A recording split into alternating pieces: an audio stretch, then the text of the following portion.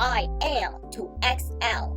And this week is the 4th week for the Amateur League. Before we begin, let's check on the standings so far for the amateur tier. I now assume that my memory banks have been updated. Let me check my memory banks to make sure I am correct.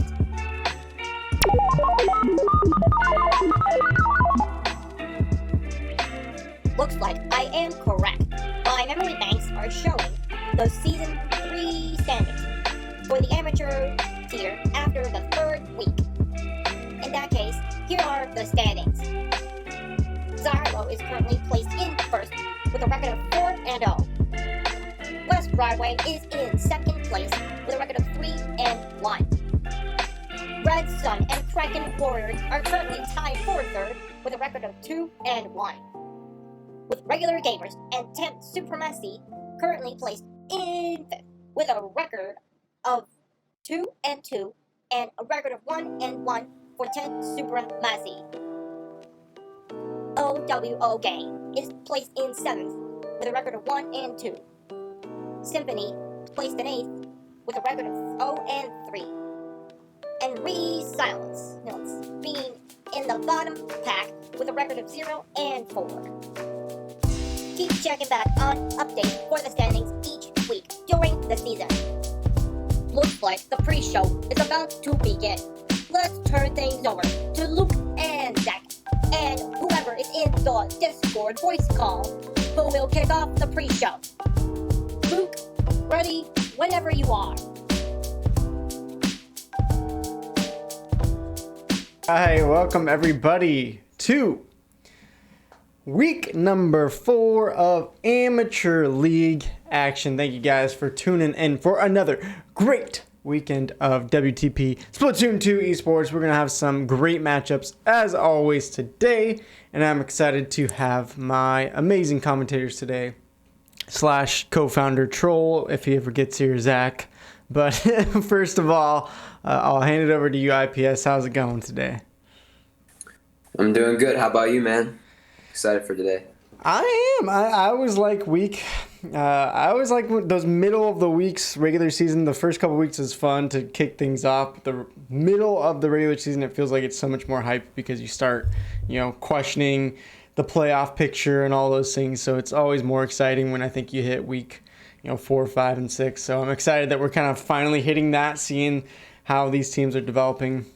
So I'm excited to talk more about that. But Joe Ryan is also here for the first time today, team captain of Outcast Ninjas in the Academy League, but now also on staff. Joe Ryan, how is it going? Yeah, hi, it's been fine. This is new, and this feels nice. This is new, it feels nice. I like it. So yeah, thank you for being here. Much appreciation to you guys on staff, and thank you guys to those who are in the chat already for the pre-show. That is incredible. Thank you guys that you're here. Already a little shout out to JGC, Stormy, Sherm, Cherry, and that looks like it for now. But if you're here, also throw out that you are indeed here. Throw out, whatever you want in the chat, an emote, a hello, whatever it is that you want to say hi with, and we'd love to welcome you as well. And as we start the pre-show, I would love to just thank some of the staff that have been now added, and of course those who've been working all season. And Cherry Girl already gifted a sub. Thank you, Cherry Girl, keeping up with her domination of the sub gifting. Now 12 in the channel. Cherry Girl dominating. Thank you always for your support and your love. Nikki, you are amazing. And thank you as well to all the staff. We had a couple come on today, and German. We also got Joe Ryan, who's here with us today. And I feel like I'm missing one, but someone else is coming to mind that I left off here. But Shams. Yes, Shams. There it is. I was like, there's a third one. I remember. It's been a long day, but yes, thank you guys. You guys are the best. And speaking of Cherry donating those subs, Nikki is now at 1650 with that one sub. Still in second place. Joe Ryan, how you feeling about topping the prize pool donators so far? I wanted to challenge. That's the reason why I did 21. I love it. just to represent the year that we are in. Is that the goal? Yeah, more or less. I like it. Joe Ryan donated 19 and then a 221. So technically, I need to switch that a little bit because it's 90% of donations. But I think maybe slightly still above Nikki here. But Nikki, you are definitely still amazing. And then we have Anonymous, Siege King, Valrock, all those others as well that have gifted subs. So we are now over the triple-digit marker for the prize pool. Thank you guys so much already. We still have half a season to go, so I'm sure it will grow. But thank you so much to all those who have already pitched in. And we love you, and we thank you that we have something to give to these teams who are working hard, playing their best, giving us some great entertainment week in, week out. So thank you guys for doing that. Speaking of which, let's talk about the schedule for today, guys. We have some amazing matches coming up. Let me read them off, and then I'll ask for your hype matchup of today. We got Tent Supremacy taking on Xylo, WBG taking on Redstone, and of course Shermie as well, gifting a sub as well. Thank you, Shermie. We will get that added to the donation list. Given that hype already, you guys are coming in clutch. Thank you guys so much. Then the back half of the day is going to be Regular Gamers versus Symphony, OO Gang versus Kraken Warriors, and then OO Gang again taking on Resilience. So Joe Ryan, I'm coming to you first. Holy crap, guys, can you let me talk? Holy cow, can you guys let me talk for one moment in this stream? But thank you guys. Oh my goodness, Cherry Girl. Joe Ryan, I think she's challenging you, and I think she is saying that you are no longer number one. I have been defeated. That has been 13 subs, so 150 each, plus the 20, plus the 25. Oh my that's gosh. at least maybe $55. Yeah, maybe not that much, but pretty close now. Thank you, Nikki. Stay defeated, Joe Ryan, in the chat.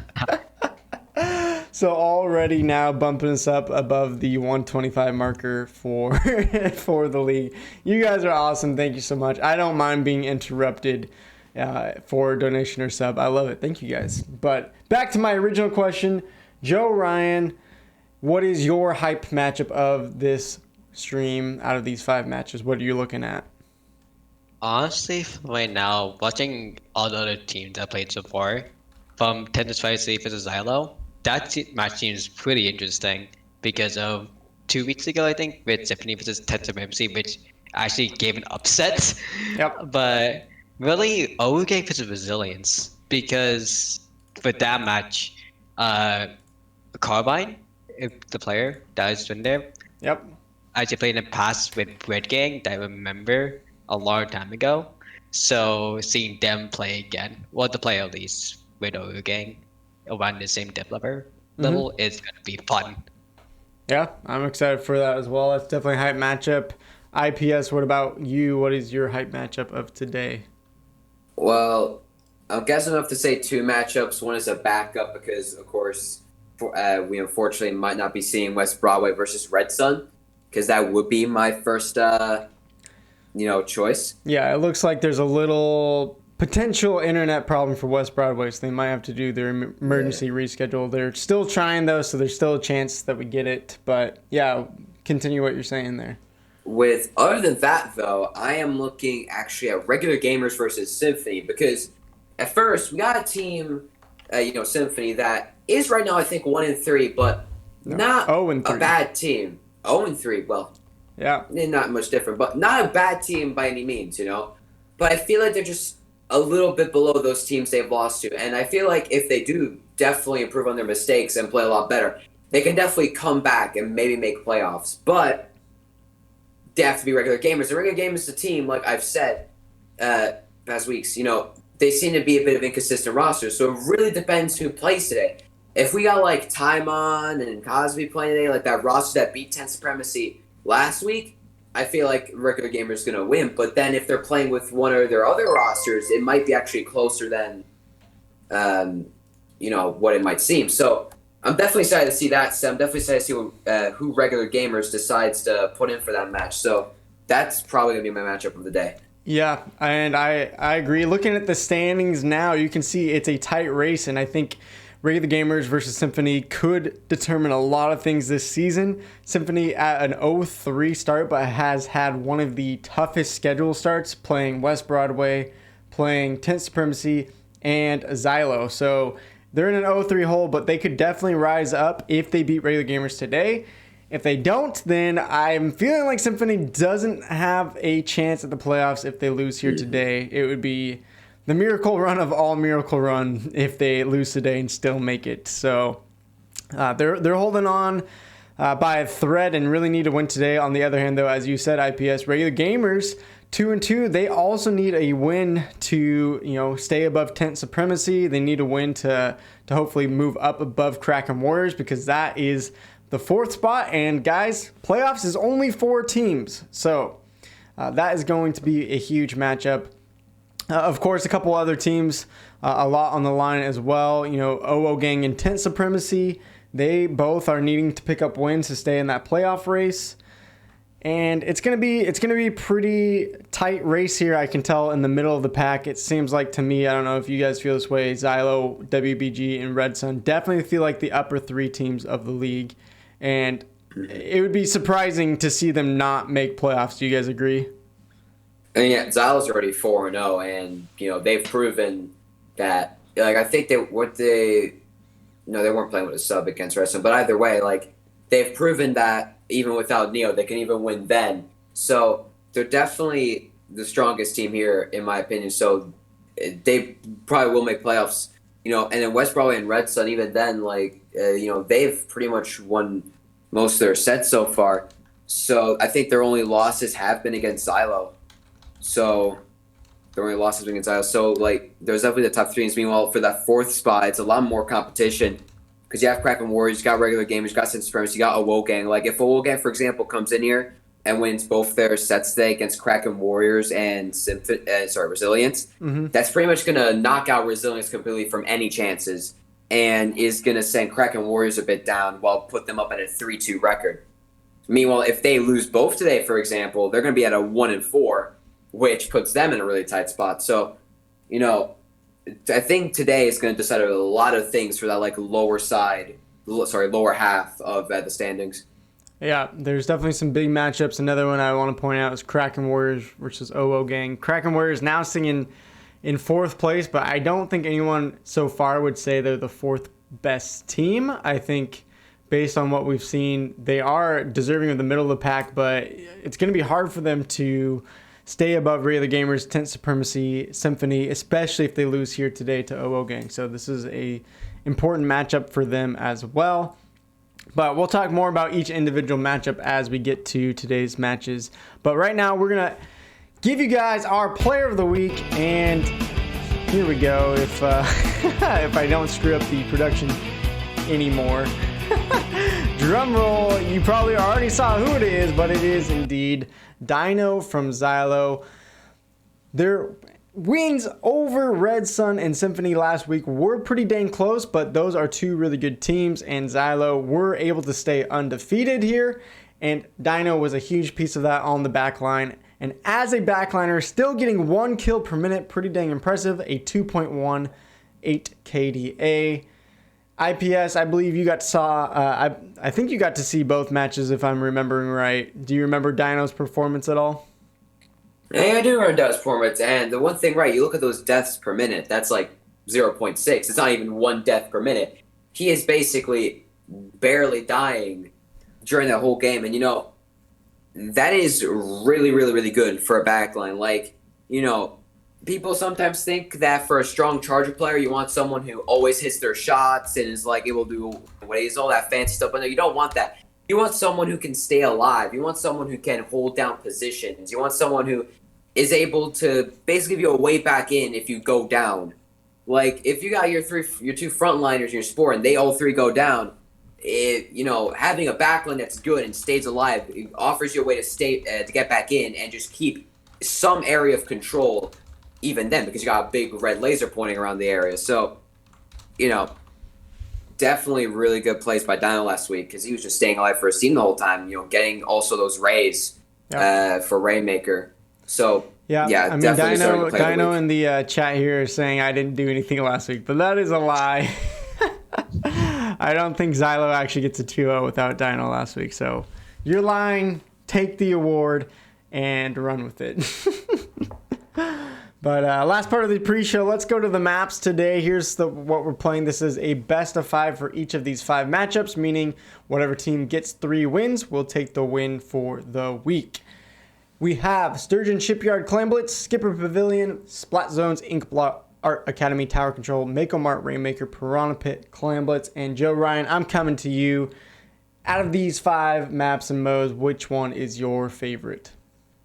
Oh, well, but out of all of this, most of the maps are, well, Skipper Pavilion, Splat Zone is like kind of just an easy sweep map, so it's kind of bad. But Inkblock or kind of Tower Control Game 3, it looks pretty nice.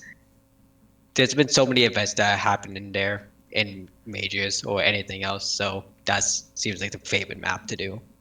Yeah. IPS, how about you? Favorite map that you're looking at today? You see, my favorite map actually is either going to be Piranha Pit Clamblitz or Skipper Splat Zones. Because Piranha Pit Clamblitz, of course, it's the game 5 map, so we get there, it's obviously going to be hype. But also because, it's a map where you can make massive push, make really small push. And it's like such a map where to make big pushes, you have to play well. So if there's ever going to be a big push on that map, you're going to be seeing so many good plays, good picks, good special usage, and it could get like really, really intense and really hype. For Skipper Splat Zones, it's kind of just a funny map. It's interesting how you can hold zone or push in back into zone. So it'd be pretty funny to see if any teams here have got some interesting things planned for that map. But probably mostly leaning to Piranha Pit Clamblitz, though. Yeah, all right. Well, we got some great stuff today. I agree. Piranha Pit Clamblitz is always fun to watch, and especially a Game 5. I'm hoping we're getting there because we want to see no sweeps. We want to see long matches that intense, that are hype. So we'll see if we can get those Game 5 Piranha Pits going here today. I do want to say thank you to Neek and Lemon Boba for follows of our channel. Thank you guys so much. All of you that have followed this season, we have already hit over our goal, 500 for the season. So we're going to have to switch our goal to pretty much like 600 or something. Maybe at the end of season 3, that's where we hit. So thank you guys for the follows. It's amazing. Much love to you guys. We got our first matchup coming up here in a bit. We're going to take a short break. Tent Supremacy versus Xylo will be the matchup. Predictions and the channel points are already going out, so make sure to throw in yours. Earn those channel points, and the top person, I think we set it at 75,000. The first person gets 75,000 channel points and cash in will get that eShop code. So make sure to participate and gamble away all your channel points. Hopefully you win. We'll see you guys on the other side of the break, though. Coming up in just a few moments, Tent Supremacy taking on Xylo.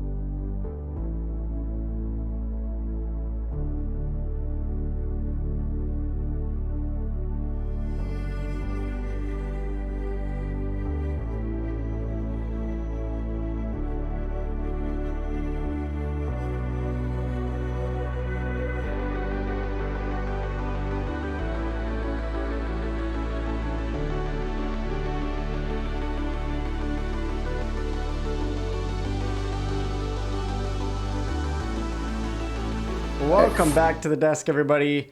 We have our first matchup of the day, Tent Supremacy versus Xylo. Should be pretty hype. Make sure you dump in your channel points, make those predictions. I am now participating myself. Guys, are we all predicting Xylo? Is anyone brave enough to take Tent Supremacy here? And as we talk about it, I'm going to throw up the team stats for today because maybe this will help make your decision a little bit more. Tent Supremacy sitting at 1-1 record. Xylo 4-0. Although last week we're in danger of losing both matches against Symphony and Redstone. Before that, they looked invincible. Now maybe you have some second doubts. So looking at the stats, IPS, what are you seeing? What are you predicting? Well, Xylo's spread average has definitely gone down since last week's 2 sets. And, I'm honestly going to say it, but I think that might have been because he didn't have Neo. I don't think for Xylo, Neo necessarily carries, but I feel like he's definitely he's definitely a massive part of that team. He definitely gets a lot of the kills and puts in a lot of the work. So maybe without him, they don't have the same kind of killing power as it usually would. So maybe that's what happened last week. But even then, they still have the most wins out of any team. I believe the least loss in any team. They still get a lot of kills per minute. They still do not even die a lot. So they're still putting in a lot of work. Their only mediocre stat is pain. But you don't really need pain if you're killing everyone. So yeah, they definitely don't seem to focus on paint, and maybe that's an area where Tent Supremacy could abuse because they are the top painting team after 2 games. That is very true. They do run a mini, so that is definitely part of that. Since mini just paints just a lot, the whole role of the weapon is just to paint, throw burst bombs, get missiles. So you are just a painting machine. Yeah. All right. Well, as we look and introduce the team and their name, we got Tent Supremacy leader Cheese, Sar, Boy, Cruz, and Salty. So if you are here to vote for Tent Supremacy, throw in some emotes, throw in some all caps Tent Supremacy, give them some hype. Meanwhile, they are taking on Xylo, headed up by team captain Akumu. And here today is going to be Action, Dino, No, and Blue. So Akumu is not in. If you are here to represent and root for Xylo, throw that in the chat as well. But Joe, Ryan, before we get into game number 1, we got 60 seconds here as the teams choose their weapons. Give me a percentage. Do you think Tent Supremacy can actually upset Xylo? Give me a number here. What percentage? So this is going by the prediction itself, 97% to 3%. So the 3% saying that the Xylo can be upset by Tent Supremacy, but I feel like it's something like a 10% because of that paint in the stats, and they actually have the most specials. So same from the mini.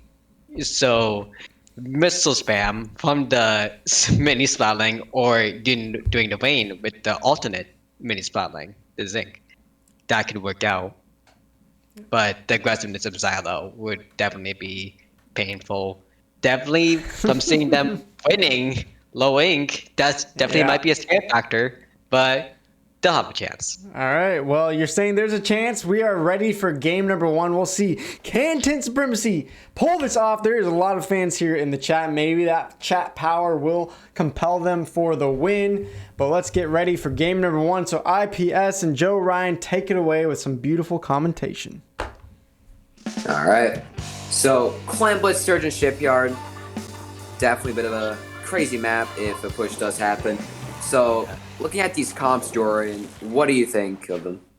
Okay, let's see it first though. We do see a tent, but that's 50, obviously predicted, an NZAP, a CDS with Wayne, and a Tetra Duelist. On the side of Zara, we do see the K-Shot, we do see the Private Sniper, we do see an L3, not no D, and we do that's actually H3.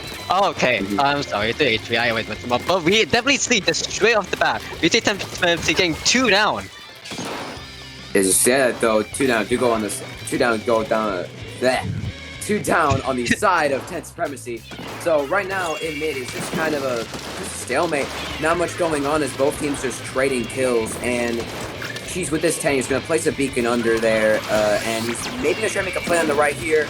Gonna put out his 10 shield for his mates and himself, and They're trying to look for someone, but 2 down now on the side, 10 Supremacy. H3 now is going to push in the mid, and he's going to have a back here as Xylo does get control of mid here, and probably start building clams for a pretty decent push here. Missiles at the ready for Neo here. Maybe looking to use them soon. Bow Blower does come out from Xylo. Armor coming out as well. Unfortunately, one does go down. Oh, a pick by Dino. He's got the back though as H does go down besides Xylo. And again, a 2v2 situation. Boy here on the CDS is going to try maybe get mid now with Cheese. Looking to push Neo here. Oh, I can't eliminate my bomb. Palm on the shield. Very unfortunate there. But Neo here in mid is going to try maybe take that fight against Tampa. He's going to pop all his kids. Another bomb kill. Man, yo, this tank right now is turning on friendly fire, it seems. But I believe he's going to jump out now as Dino does get a power clam with Bombers at the ready. Probably Xylo now looking to make a push. They do have 23 clams. Bombers coming out from Dino here. Tetris do go down. One on the right side for Ted Supremacy. He's going to have to back up. Boy here, maybe look for some picks, but might go down. No, he's going to back up. Oh, Neo taking a fight. Going to kill them. Yeah, they got double elimination, but right now, with Xylo, they're just dominating inside the base of Tender Fantasy without the 2 clams already coming in, and now just might be looking like Cheese or in action actually, trying to get more clams, saving number 999. They're all just dabbling in the base, while the rest of it staying still.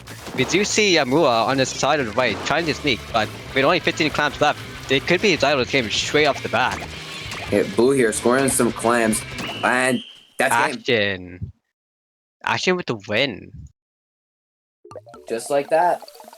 And, Xylo just wins. Yeah. They're really looking like back to their week 1 and 2 selves, it seems. Just basically get first push, and that's the win. And honestly, I don't know. Like, what do you have to say about that match, Luke? I mean, that was kind of crazy watching, and it seemed like right off the gate, Tent Supremacy was going toe-to-toe. You saw them take 3 down. As they went 3 down, it looked like this battle from mid was going to last forever. And then all of a sudden, Xylo, all they needed is a couple picks, and then they took control, never let it go. And it's just like, man, they're putting on a clinic of, I feel like, being patient enough to realize when they have the advantage, realize when they need to just back off and regain control, regain specials. And from there, all it took is one push, Joe Ryan. That's all they need. Yeah. Literally just one push can actually mess up everything. But that's all depending on the overpowerment. And that's what Xylo did.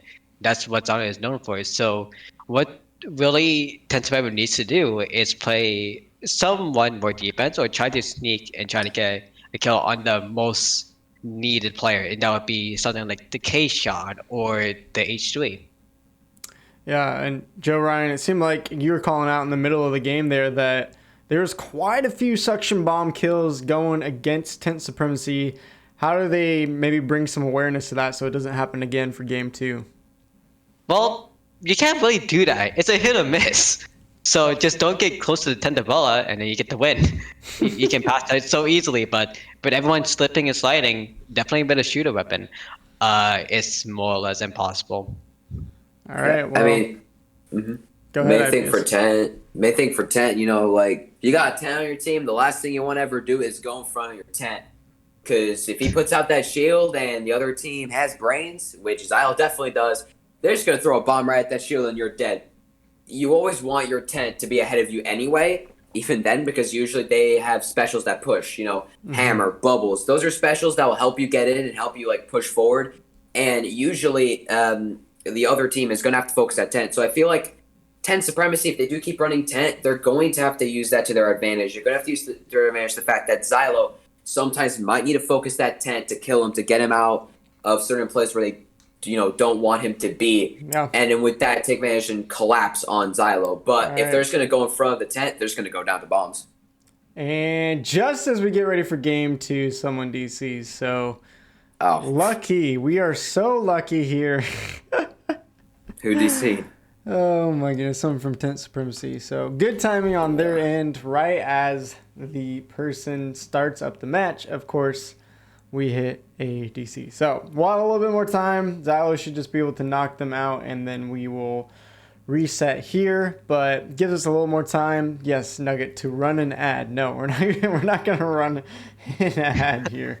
We're gonna just get the person back in here, and then we'll get this set back up once again. So, yeah, I'm curious to hear from you, IPS, about No and the difference maker No brings to this team. We've seen Xylo last week without No, 2 matchups almost lose.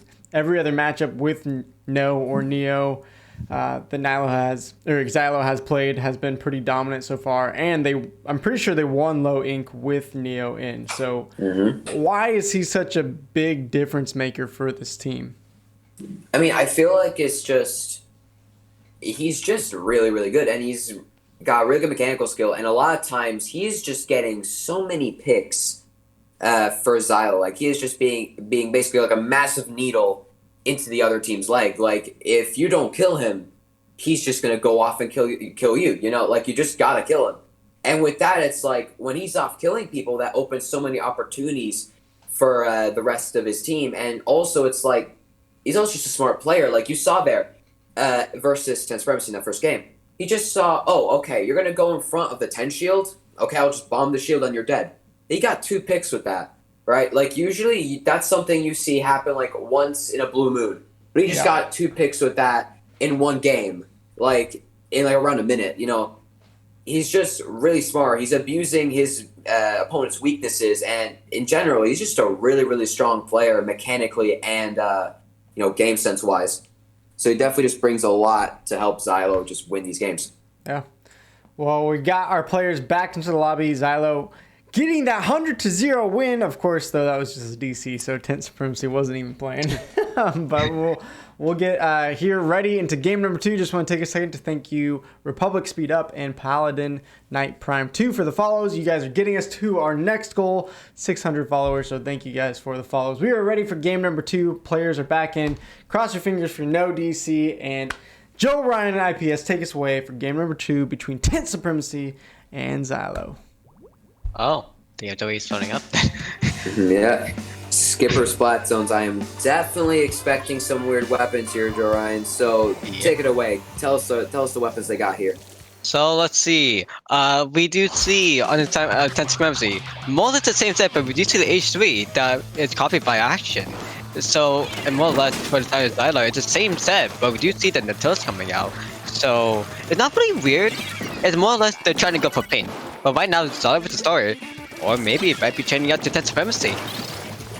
Yeah, we do see that Sorella Tenebrella coming out from 10 Supremacy, which is definitely, it's not an unorthodox weapon, but on this map, Curling Rush is just strangely really good. But so far, he hasn't. Yeah. Oh, yeah. So far, hasn't been able to use it though, as Neo here is gonna just push this 10. There's a Blue Bomb to his feet, maybe looking for swings, does get the 10, maybe looking for 2, does get 2. Neo here already putting in some massive work, maybe looking for 3, does get 3. Just Neo, man, he's just popping off on them. Neo really popping up. They might need a 4, but right now Neo's just camping inside the temple. They might just be waiting. But right now, potential Supremacy being locked up by every opponent. Storage almost falling up, actually hitting the armor, but with only 1 down, and 10 Supremacy having more power. Let's see how it goes. But with everyone from Xylo in the middle, looks like there might be no hope unless Dwayne does something, but it might not. Yep. Actually, you're getting 2 picks, and that's gonna be it. Xylo's just gonna get the KO here, and on. Yeah, actually, Blue gets that pick there. Yeah, that's gonna be game. Yeah. He just waited. 2-0, and I think less than 2 minutes right there in the second game. So, yeah. Luke, what do you think, man, watching this? It's kind of crazy. Yeah, I mean, Xylo again popping off, showing why they are right now undefeated, the #1 team. We saw last week a couple teams being able to challenge them, that being Redstone and Symphony. But it seems like these kind of mid-level teams just are getting outclassed, and it's not, from what I can tell, this epic strategy that, you know, these mid-level teams don't know how to play against. It's just that Xylo has some really great individual players, and if you can't stay alive against them, it's hard to get anything done. And just right there, it just seemed like they're getting taken off the map time and time again. Xylo able to take that one fairly quickly, as you called out there, IPS. Yeah. Just, like I said, Neo is just a massive part of that team. We just saw him get a triple there, like casually. He dropped the Booyah Bomb. He popped the Booyah Bomb and dropped it right on his feet, gets the tent, picks another guy in front of him, and then the H3 just overpeaks a little bit. He just sees that, kills the H3. And that's that. That's 3 down. That's just basically massive points then coming in for Xylo. So honestly, right now, Ted Supremacy, they did kill Neo once, but what I feel like is that when they killed Neo that one time, they were way too slow. They gave enough time for Xylo to go, all right. So Neo now is going to come back from spawn. For the time being, let's play a little bit defensive, bunker up. And that's what they did. They bunkered up. And then actually got 2 picks. And the other 2 also died to whoever. And, that was it. That was basically Ted Supremacy's push done. By then, Neo had respawned and, game was over them by basically they had to basically get a wipe and just get in zone immediately. But, that's way too difficult to do at that point in the game. Well, Joe Ryan, being a team captain, how do you get your team mindset back? I mean, there's a lot of fans here rooting on Tent Supremacy. First 2 games didn't look so hot. What do they need to do for game number 3 for that mental reset and still have a chance in this series? Well, more or less for the mental reset, what you just need to do is just wash out the last 2 games and just think about what's going on wrong. And like IPS, like you said, with Neo being the big team play on this, maybe they might need to try to hunt Neo and at the same time try to hunt Action, at the same time getting that triple last game. So really, if they watch out the last games, just think about the weapon comps again and try to play more strategy-wise. Maybe not bunker up so much like they did in the last 2 games because they were just basically trapping them each other. But with tower control, you maybe just try more sneaks. So we now are seeing their comps. Basically, Xylo going pretty much with the same thing, not much different. Meanwhile, though, Tent Supremacy, I'm just looking right at those M. Perry Splat dualies. That is something I have not seen in a while. So definitely interesting pick coming out from Boyd there, but already 2 down on the side of Tent Supremacy, and Xylo just getting the first control of the game. 3 down. This might be a delayed wipe here if they do get the zap as well, but that zap does have armor at the ready, and Tent's person now coming back. The zap does go down. Neo here is just going to push up now, has Booyah Bomb at the ready, is going to pop that Booyah. Bamboo does go down, and Parries go down as well. Right now, just Neo and Xylo in general just going off. And, they do really good pick by Yamura there on Neo, although that's not going to stop the push yet, as Down just stays on that tower. Action is going to push him. Oh, Yamura getting another pick. Yamura, they're just actually stopping that push, so... Good job. And right now, inside the Tent Supremacy, we see Tent Supremacy just trying to trap as much as they can to just reclaim the base and reclaim the middle. But just to say right now, Tent Supremacy doesn't have a Tent Umbrella. Oh, what is this? Why is this not Tent Supremacy? This is not Tent Supremacy that we don't think of. But really, right now, this might be the advantage right now. Because the Bamboo actually is teaming up with the Ink, and actually, that's... What Petro is that? Isn't that a missile? Yeah, they have missiles. Yeah, then definitely. That could be a good strategy, just to split everyone from Xylo up. And actually, right now, we do see Xylo being 3 down. So that's having the more chance of getting control. Another pick on the charge there. He was close to it. It's a good pick. All action, though, coming with the 1 tap on that machine. And now Boyd popping HM missiles also coming out right now. Xylo kind of on the back foot for the first time in this whole series. And, they might have got to pull out someone here, or, Tent Supremacy is just going to snowball them. As I say that, the T-Tech does go down for Xylo. 2 down for Xylo now. The machine does go down for Tent Supremacy. Oh, Neo, though, getting that 1 pick. Maybe looking for 2. Is going to get 2. Might go back to help his teammate. Oh, not. Blue's going to get that pick on the boy there. So that is going to be the end of Tent Supremacy's push. But, Tent Supremacy definitely playing a lot better. But if they can just get those picks and get past that first check, that is where they can snowball. But right now they got to worry about the Xylo's push as they do pop missiles, although their charger is down. So right now Blue Shark in here, maybe waiting for one to drop. Zap does drop on him. Blue gets that pick. Really good pick by him there.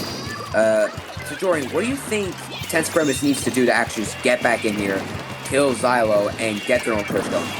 really what they need to do for them to actually kill Xylo again, they need to do what they did the first time. They need to kill Blue, who's the K-Shot, and they need to kill Neo, the K-Pro. They're the two most important people in this match right now with the KD of 7 and 8, comparing to them with Yamura getting the 7th kill though. So they really just need to kill the most accurate players so they can push up. At least getting a triple would be the best enough. But right now, with Xylo having made it to the last checkpoint, just camping 10 supremacy again, I think that might be it. Yeah, with those missiles coming out, the miracle has to happen. Nah, that's going to be game. That's it. Xylo taking down 10 supremacy in pretty convincing fashion. 3-0, just staying here, keeping to prove that they are just the best team in amateur right now. It's just crazy. And that's really the end of the set with 3-0 to Xylo. And that's been only the speed 1% of amateur. If we're going to go back to there, has that been maybe 30 minutes? Good enough timing. Yeah. Well, it was a good game. I feel like 10 Supremacy definitely in game 3 put up a good fight. They had that good push, so props to them. I don't want to take anything away from them, even though it was a rough 3-0. They still showed up today in that game 3. They had a real shot at taking a match off of Xylo, which would have been a huge win for them. Sitting at a 1-2 record now, IPS. We've seen them for 3 games, a little bit less than some of the other teams. How are you feeling about 10 Supremacy so far throughout the season? I mean, they did beat Symphony pretty convincingly, but unfortunately these past 2 weeks they did go down to regular gamers and Xylo. So, I feel like 10 Supremacy definitely can maybe come in here and definitely be one of the top 4 teams, but as of right now, they got a lot of things to iron to now because it seems like they might have a good coordination in a sense of their paint and using their specials, which is pretty much how they kind of beat Symphony. But I feel like as individual mechanical player in their mechanical skill, I feel like just teams like regular gamers with time on or Neo on Xylo is just pretty much out mechanicking them completely and just winning their fights. I think 10 Supremacy has to go back and just learn how to win their fights because they always talk about coordination, team coordination, specials, all that. But in the end, the main thing is, in basics, when you're learning how to just play comp properly, is just winning your fights and choosing which fights you should take. That's honestly the most important thing sometimes. Yeah. Well, 10 Supremacy has a kind of an up and down season so far. I feel like, beating Symphony in pretty convincing fashion, losing to regular gamers, and then now, losing to Xylo, which wasn't a huge surprise here. I feel like they still have a shot going forward in the regular season. They still have the most games to be played out of anyone. They have 5 more games to go, so they definitely could still end up with a good record and still make playoffs. But I think this is hopefully a wake-up call for them that they should just keep working hard, keep practicing, and I think that they have a real shot if they do that. But a tough loss here today. Meanwhile, Joe, Ryan, before we move on, talk us up a little bit more about Xylo, now 5-0. Can anyone take them down this season in the Amateur League? Well, right now, with Xylo being 5-0, and it's only 3 more weeks of matches left, basically, and looking at all these matches, I think that's it. Xylo basically claimed the spot because they already went against Red Sun. They already went against. Wait, did he go against West Berkeley? Oh, they did. Yeah, they won. They've beaten the other higher teams, and their next 3 weeks against more of the backside of their schedule, which is basically regular gamers, OO Gang, and Kraken Warriors. So unless those teams can pull off an upset, it's definitely going to be pretty convincing for Xylo. They might literally go into playoffs with a 8-0 record, which is definitely going to be scary for those other 3 playoff teams. Yeah, definitely. It is interesting to watch them. We've seen them some of the highest Splatoon action definitely in the Amateur League, although last week, as we said, they were in danger of throwing away their undefeated season. We'll see if they can continue it the next few weeks. We're going to take a short break. We do have unfortunate news that Redstone and West Broadway Grillers will not be able to play today because of West Broadway Grillers' internet issues. They're going to have to use an emergency reschedule, so we'll try to get that match streamed later in the week. We're going to take a few minute break just to see if regular gamers and Symphony can play a little bit earlier. If not, then we will get a chance to kind of review where we're at again in the standings and the schedule, and we will get to spend more time with you guys on the desk. So we'll take a few minute break and see if we can get match number 3 underway when we can. See you guys in a few moments.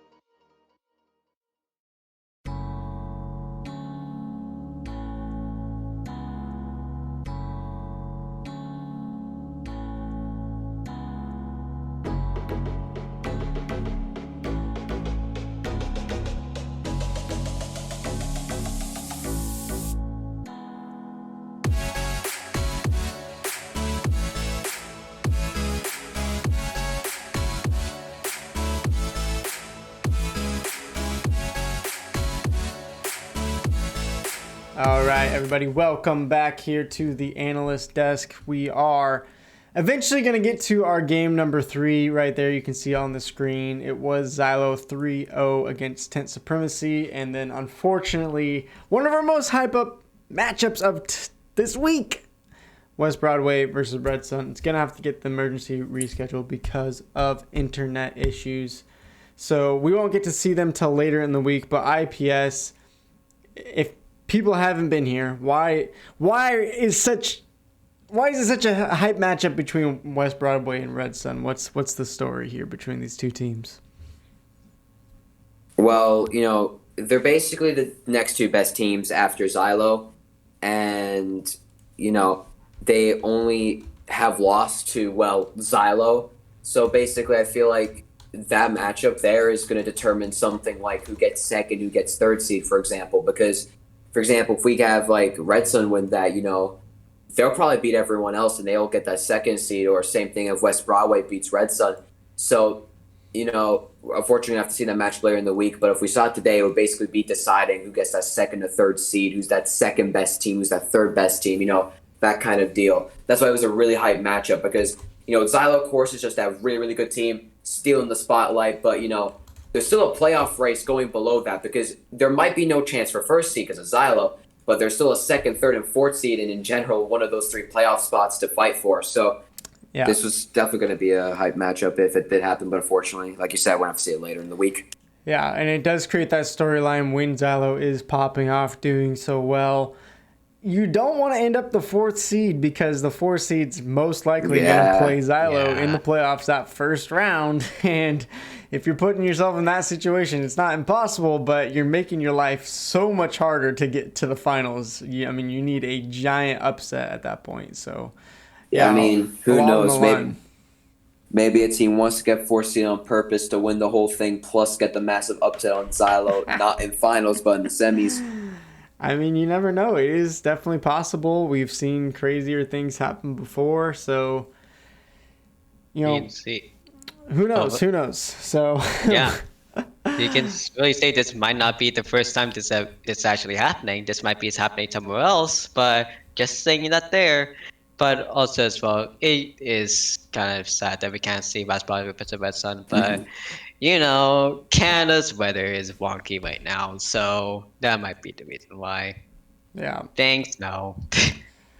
Well, we have some time because of that second matchup being rescheduled. Regular game with Symphony probably won't happen for another 15, 20-ish minutes, so we have some time to talk shop. Let's look at the updated standings, though, after that last matchup. You can see now Xylo 5-0, undefeated. Probably going for that undefeated season. If they can get to that 8-0, they'd be the first team to do so. That would be pretty sweet. And now, unfortunately, Tent Supremacy falling into a tied for 6th spot in the league right now. So looking at the standings right now, let's just kind of have a short discussion here. How are you guys feeling about that playoff race? And specifically, who do you guys think is going to take that 4th seed if indeed Xylo, WBG, and Redstone end up 1, 2, 3? Who do you guys think has the best shot for that last playoff spot? I have a couple of scenarios in my head. So the first scenario is basically regular gamers playing with their strongest roster and winning pretty much all the next upcoming weeks. Basically winning enough weeks up and coming here to get that, to get that 4th playoff spot. Another idea, and then the other one is a WoW gang also performing well. Like I said, they did, they did come back from that week 1 loss that one time and came back to improve a lot in week 2. So maybe if they play very well in the next coming weeks, they could get that 4th spot. Or even we might even see Symphony here if they get the upset on regular gamers. That could be the start of them turning around their season to get that 4th playoff spot. So, there's a lot of teams, a lot of scenarios that can happen. So it's going to be a bit of a crazy fight for that 4th playoff spot. Meanwhile, the other 3 are just kind of decided, in my opinion. Yeah, well, we'll come back to you. So we'll go next to Joe Ryan. IPS already set up kind of how crazy close it could be for the 4th playoff spot. Joe Ryan, though, who are you predicting? I need a team name. Who are you putting your money behind in this playoff race? Well, really, looking at right now, looking at the upcoming weeks, really, the team that's Kraken Warriors, regular gamers, and Owu Gang would, well, Kraken Warriors, regular game, and Tenth Supremacy would be the only 3 teams that has a chance. But with Tenth Supremacy with 1 to 2 right now, that knocks them off the list, really. And unless for week 6, if they beat Kraken Warriors, and make them down to 2-2. So that would be equal there. But week 5, Kraken Warriors versus Red Sun. If they lose there, and then it continues on to Denton FC and get the loss there, they'll be up all the way to the top 5 at least. But for regular gamers, what they have right now for the upcoming weeks is right now with Symphony. Week 5 is with Xylo. Week 6 is Red Sun. And then week 7 is West Body Grillers. The more or less a harder pool to fight against. So for regular games, they might have a chance. But honestly, I feel like they might be down just sticking with the 5th seed. So really, I feel like Kraken Warriors would be having a really good chance of staying 4th seed. But I still have some hope for regular gamers being the underdog. Okay, you said a lot there, but I didn't hear who you're putting your money behind. Kraken Warriors. All right, Kraken Warriors. And I do believe we have Zach now here as well. Zach, are you? We're here? really gonna sell a Woe Gang short like this. Are you really? Here we go again. In this discussion, guys. How did I know? I think that there's some obvious oppression going on here, some obvious selective nature showing. Oh, Woe Gang, rise up. Hold on. Listen, Zach. If they win the next 2 sets and go 3-2, I'll give you this. They'll have a chance to get that 4th seed. If they lose the next 2 sets and go 1-4, not only will they be tied last in with Resilience, they're also just gonna be pretty much having their playoffs hope crushed. So. They're taking the league home. They're taking it all home, baby. Let's go. Yeah. Oh, Woe Gang upsetting Silo in your dreams, dude. In your dreams. Zach. So please. So we got one for Woe Gang, 1 for Kraken Warriors. IPS, who are you putting your money on?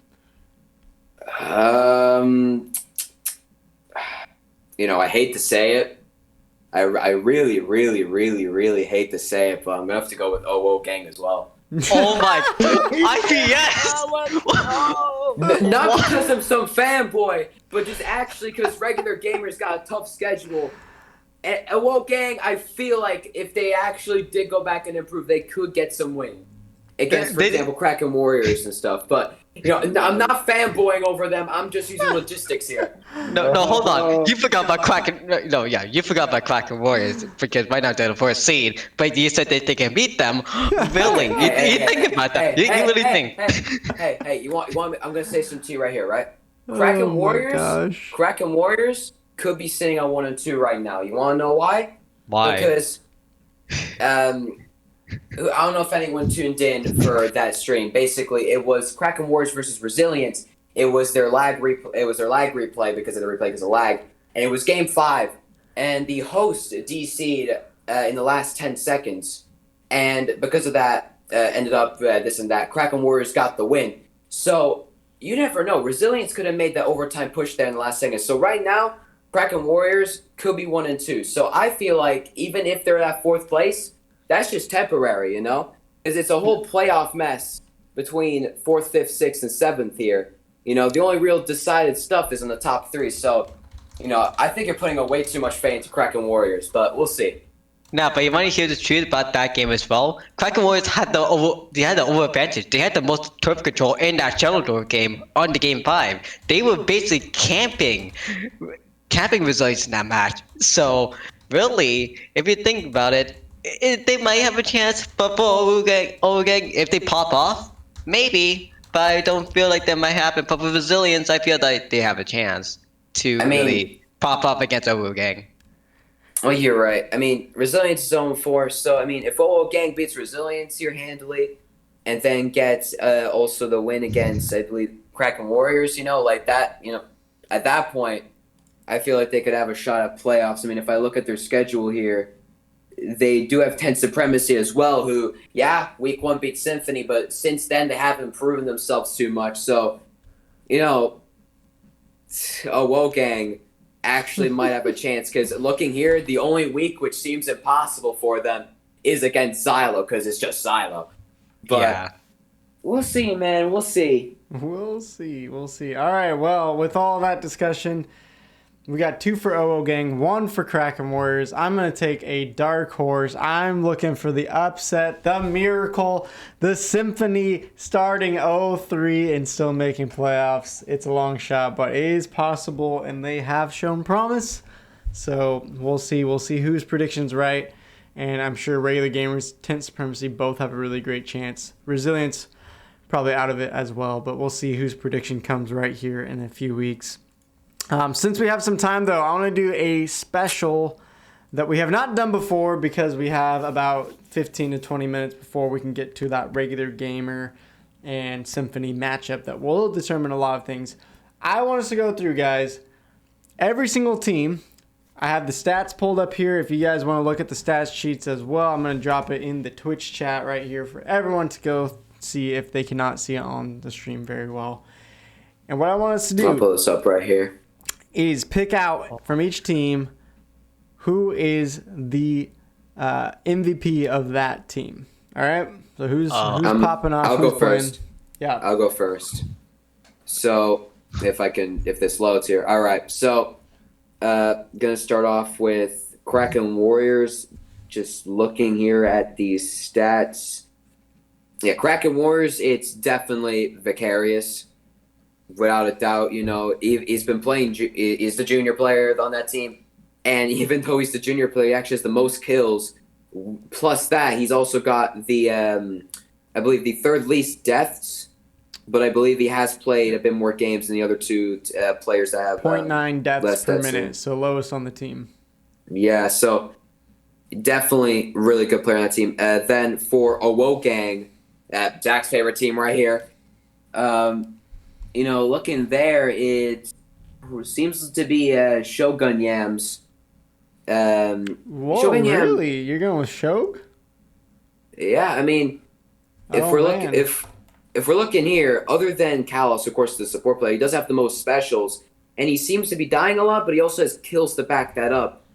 All right, we got a debate here, because I don't agree. Look at Sleepy, though, the backline, the E-leader man himself, with a 1.97 KDA. That's fair. That's fair. Shog is only a 1.4 KDA. Come on, man. Mm-hmm. I mean, we'll see how they play, and we can talk about it after that, maybe. Well, Joe Ryan, how about you? Who would you pick if you had to choose Shog or Sleepy, or would you go with another player from OO? Oh, I'm going from the time that I fought them in, I think, maybe an NA Open or Lowing. And I think the most annoying player that we all had a problem with was Matt. Oh, interesting. The sub for OO Gang, Matt, MVP. Yeah, I feel that, but again, I don't really have knowledge of all the teams that much, since it's been a long time since I really bought them or even saw them that much, other than like looking at these matches. But I still feel like Matt is still a big player that could be pretty good. All right. Well, he hasn't popped off quite yet as far as stats wise in season 3 here, but I like your personal experience here in determining who's the MVP of this team, best player. Zach, you're gonna have to be the tiebreaker. Apparently, as fanboy of OO Gang, who is the best player on the team? I can't name a single player from OO Gang. How did I know that? Oh Lord! How did I know that would be your answer here today? They got me. Oh, anyway, goodness. All right, well, we have a debate for OO Gang, so maybe someone else will have to come in here eventually, and maybe Stormy in the chat can be the tiebreaker, but let's go on to regular gamers.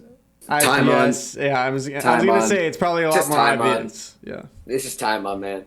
Definitely. Like, just so many kills. He does have a bit more deaths than his teammates, but even then, he just does so much for them, dude. 173 kills. The next on the It's- team is 120 from Juno. Everyone else is under 100. The KDA though is insane. 1.68, and the second place is 1.33. He just put so much work in. Yeah. Redstone. Well, I mean, let's talk about Timon a little bit more since we have time. What Actually, makes true, Timon true. so good? I feel like, for example, last week, I feel like he just sees opportunities and then just takes them and does not let go. Like, he saw that last week, for example, like 10 Supremacy was just sitting there and not getting him off, like, their right side, like, behind them. So he just sat there the whole game, putting down beacons, getting his teammates a place to push, and just getting picks behind there and just painting. Like, he just, if he sees an opportunity and can take that opportunity for who knows how long, he'll just keep doing it until you actually stop him. So, you know, that's honestly why I feel like he's got so many kills, because most of his kills came from just killing 10 Supremacy when they did not take care of him. Possibly, I believe, if I remember right, he had almost 20 kills alone in that game. Maybe it wasn't that high. It was quite high though. It was, I think, 16 or 17, something like that. All right, so yeah, let's move on to Red Suns. I was gonna say my suggestion would be Admir, but Joe Ryan, do you have any other thoughts there as far as Red Suns top player? Honestly, with the stats looking, Admir would make sense. But looking at the whole roster from the stats, it looks like they've been mixing players more or less. With Delta Beam and Admir being the most, with the obviously three players that played the most, with Tina playing second the most and Vertical playing third. But still, Admir by stats definitely would be the top player in Red Sun. I feel like all of them definitely put in a lot of work. Like, that's why they're a really good team. But I feel like Admir just has that KD. Like, he doesn't get like way too many more kills than like the rest of his team, but it's just like he just gets more kills in per death. You know, like if he goes down, he's gonna take three, 4 people, maybe usually 2, but sometimes 3 or 4 people with him. And if he can't stop that, he's just gonna keep doing that, and it's basically a trade for 4.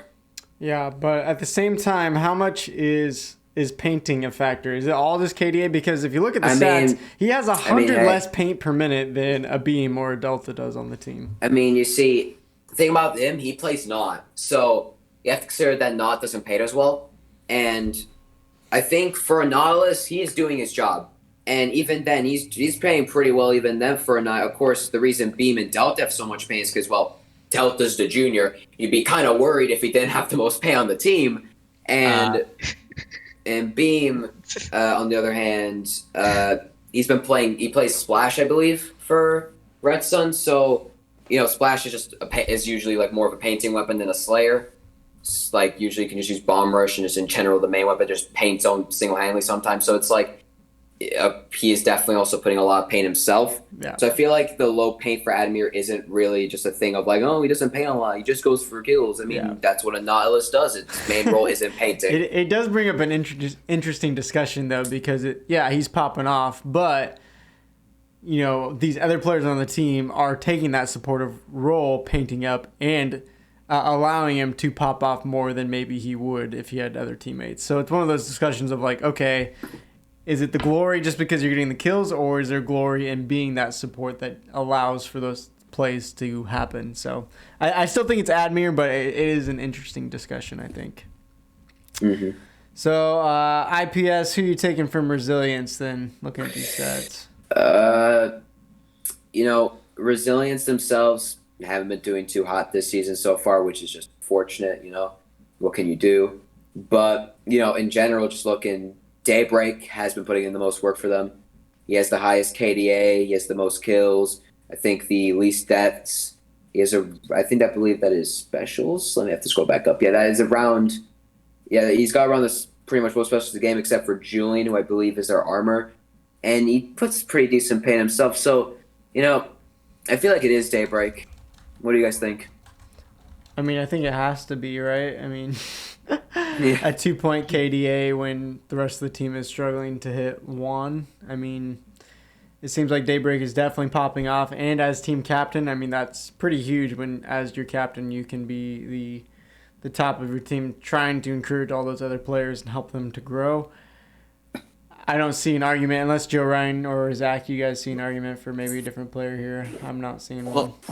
Well, honestly, it's not more of an argument, but it's not really, well, it's an agreement. Well, agreed that Daybreak is definitely like with the 2.0. They are actually like with the really good young game and all that.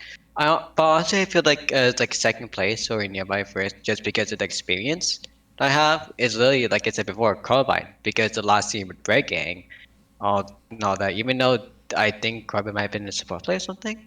I don't. Nah, Carbon was the Slayer on Bread Gang. I remember scrimming them, I believe, once or twice. Then yeah, like Carbine with second place of being like the support, but even though it's 0.94 KDA, but still, like having the experience with David, Carbine, Hydra, and Julian as the main roster, really all of them together should just be a round of applause. We really should have matched up one, but really David first place with the 2.0 KDA, and Julian second place with 1.38. Yep.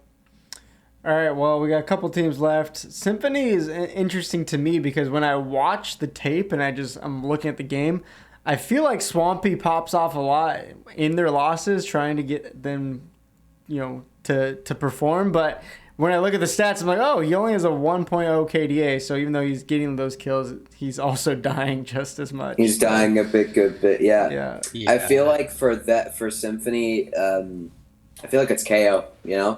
Like he doesn't have as much kills as Swampy or Chikura, but he's pretty much dying the lead, except for Pez. But I'm pretty sure KO has played more than Pez. Right. But pretty much, if playing all games, he's got the most KD. He's got the largest KDA, however you want to say it, highest, whatever. He's pretty much got the second least stats, probably the least stats since he's played most of the games, and he also has the most paint.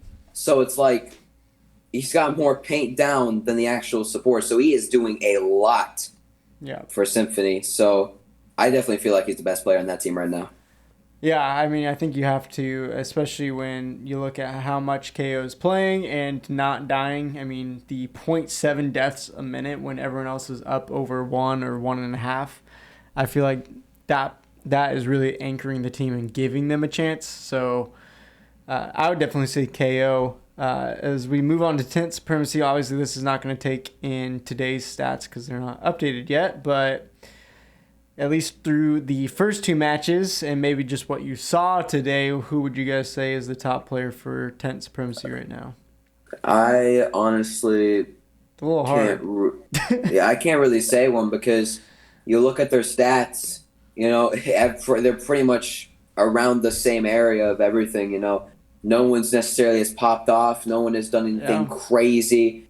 The only massive stat line is Kura was coming out with that over 10,000 paint, but he's playing mini, So I don't know, honestly. I feel like no one on that team has necessarily popped off, So I don't really see an MVP from that team as of right now. Yeah. I mean, you have Yumura with a 1.36 KDA and 300 paint a minute, but at the same time, Yumura's played the least minutes so far on their team. So it's hard for me to say for sure, and they're all so dang close. But, I mean, maybe Joe Ryan, what do you think? But really with the Yumura being a sub, that might be an issue. But with Yumura playing the least, but actually from the game 3, let's remember that Yumura actually did do a lot of damage against Xylo. So really that could be a heads up and give that player a bit more of a spot. But really, yeah, it's more or less hard. But by his stats with the KDA, Salty was actually in a month with 1.44. But again, with the same time as Yamura. No. But with the most timing, 1.29 will be Kuru's. Yeah, it's just kind of it's just way too tight right now to really say someone. So yeah, I feel like maybe we should move on to West Broadway. Yeah. Which, looking at their stats, it's like that is a lot of paint. That's a lot of paint. Looking here right now at the best player here, it's hard. Yeah, they're really good. The biggest KD, I feel there's two people here, right? The first one would be probably Cookie. 2.55 KDA. He is doing a lot of work. True. I think he's only played 2 or 3 games, though, because he's only at 11 minutes, although he did pop off. But if I remember right, it was against one of their easier matchups. So not taking anything away from Cookie, I'm just saying of course. That's a factor. But if I feel like overall, Devi has been putting so much work. She was player of the week as well. On that Hydra, she is basically barely ever dying. She is outputting so much paint, getting picks when needed. She, half the time, like her KDA being 2, that is still that's a decent KDA, for her playing so much. So I feel like Devi is definitely the MVP of West Broadway. What do you guys think? Hard agree. Devi is definitely the MVP of West Broadway, aka Holy Hydra Mom. She is the MVP, no doubt. Yep. Well, we'll give it to Devi. Obviously, if Cookie keeps playing, then with those kind of stats, it'd be a good argument between the 1 and 2 there on West Broadway. But I think for now, safe to say Devi with the performance overall of Season 3. And then, of course, we get to Xylo, and they're all popping off. But, yeah, I do think, there is a difference. We've talked about Xylo with Neo and Xylo without Neo. So, for me, it's hard to say it's not Neo as the number one. 3.18 KDA, which probably has either has gone down maybe slightly or has just gone up from, the way he played today. And, the only thing I can necessarily say that's bad about Neo is just he doesn't paint as much as the rest of his team. But the thing is, right, he's playing pro half the time. You don't paint with pro, so that's not really his thing, I will, though, even though he is the MVP of his team, mechanically, making those big plays, getting those big kills, Akumo, Action, Dino, they are definitely they are putting so much in for paint. They're always paying for Neo. They're always painting Object. They're always paying for themselves. They're doing a lot as well, even if they're not the ones getting the quads. Yeah, I think if I was having to give it to a different player, I definitely would say Action, just based on how many games Action's played. The KDA is not close, but is the closest and the top painter of the team, which Xylo doesn't paint very well. So I think that is pretty important. And I think Action maybe gets overshadowed just because Neo is so strong. I mean, Action definitely is a really strong H3. Having a 2.25 KDA on H3 while also having the most paint on the team, you're doing the job of a H3. You're getting a bunch of picks because H3 is that one support weapon that can also get a bit more picks compared to something like Junior, So he's definitely doing the job of H3 really, really, really well. Yeah. So he's after Neo, definitely him. And in general, Dino and Akumo are also putting in so much work. And even Blue, who has played a little bit less, even him putting a lot of work as well. In general, just all of Xylo is just really, really, really strong right now. Yep. Well, we have a few moments, and then we should be able to get to the game of Regular Gamers versus Symphony. Zach, though, are you still here? Can you hear me? Yeah. All right. I'm giving you 3 minutes to talk and say what is ever on your mind and heart. Oh my gosh, whatever is on my mind and heart. Wait, hold on, Zach. I have one question. Okay. For you. Okay. Between the O gang and Dick Dialers, again, going back to this, which one would you rather have? Oh my gosh. Dude, what do you have? Ask me this Wait, no. Would you rather have anime girls or thick thighs? Oh my gosh, what? Wait, why not both? Wait. No, has to be one or the other. What? Thick thighs. I will not be taking any further questions. Oh! And here is the upset of a gang with thick thighs having the higher No, Zach. no, that's not what I meant. That doesn't mean that I chose that team. Oh, guys. Here it is. You can't back me into the corner like that. All right, Zach, now you have 2 minutes. 2 minutes. Guys, you guys see Shaquille O'Neal go through a table on Wednesday? That was pretty cool. What? I did not see Is that. that WWE? AEW, all Elite Wrestling. I'll have to search it up Yeah. and watch that clip later, maybe. Yeah, it's pretty cool. Saw Raya in The Last Dragon yesterday. It was a fine Disney movie. Give it a 6 out of 10. I'm doing well. Haven't had to quarantine in a while. It feels like we're on the upswing from this pansexual that we're in right now. The pandemonium, the panorama, the Pacific Northwest. So glad I can be here. Glad I can be around today. It's gonna be a good year, everybody. If all you can do today is exist, that's enough. I'm proud of you. Proud of you for being here.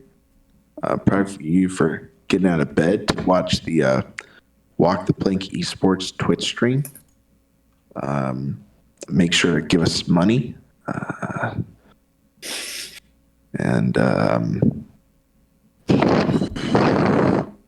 Notice that dinosaur became a permitted term in the chat.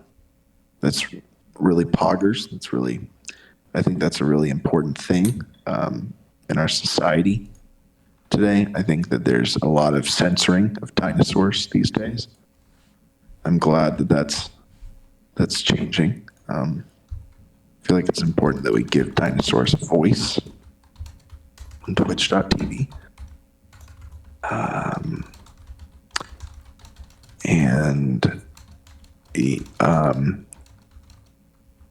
Come on, give me a topic, guys. Shoot. Do you think Awogan could beat Xylo? Guys, I don't know how to talk Be about honest. Splatoon 2. Fact rolls. Fact. Wait, do I believe Awogan can beat who? Xylo. Hello. Honest. Be honest. Is that next week or is that the week after? That's let me check here. That's the week after. I do believe Awogang will take victory in Kraken Warriors and Resilience today. What about Xylo? It's Xylo. the question. Okay, here's what's gonna happen. Xylo's gonna be Awogang's only loss, and then the finals are gonna be Awogang versus Xylo, where they are the David and the Goliath, and they take down Xylo once and for all. All right. Well, we'll see if your fantasy comes true. Yep. Yikes. Awogang's been studying all Xylo's VODs just to make sure they can take him Yeah, can we get Awogang to confirm this? And they're gonna take the loss from Xylo in the regular season so that they can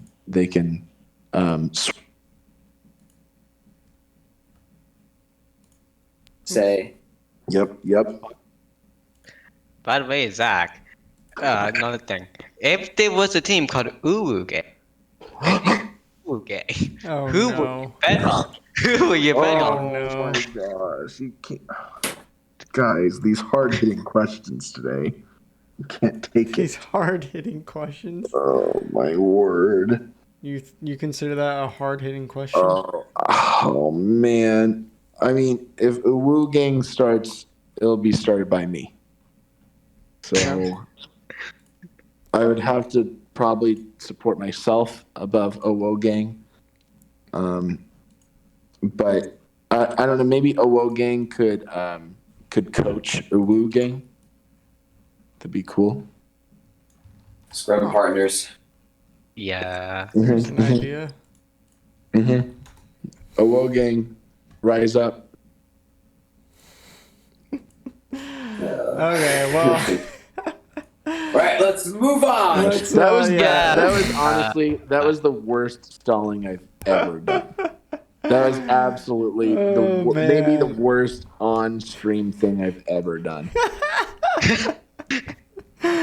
All right, well, how about this? Let's take a couple minute break. We're trying to get regular gamers versus Symphony. There was a mix-up, a discrepancy in the schedule between online and our website. So we were having issues with the website. Looks like regular gamers is getting into the lobby. We'll take a couple minute break, and I think we should be having our second matchup of today. So hang with us. We are having some errors today, but we'll get it all figured out, and we'll get some more Splatoon action coming right at you here soon.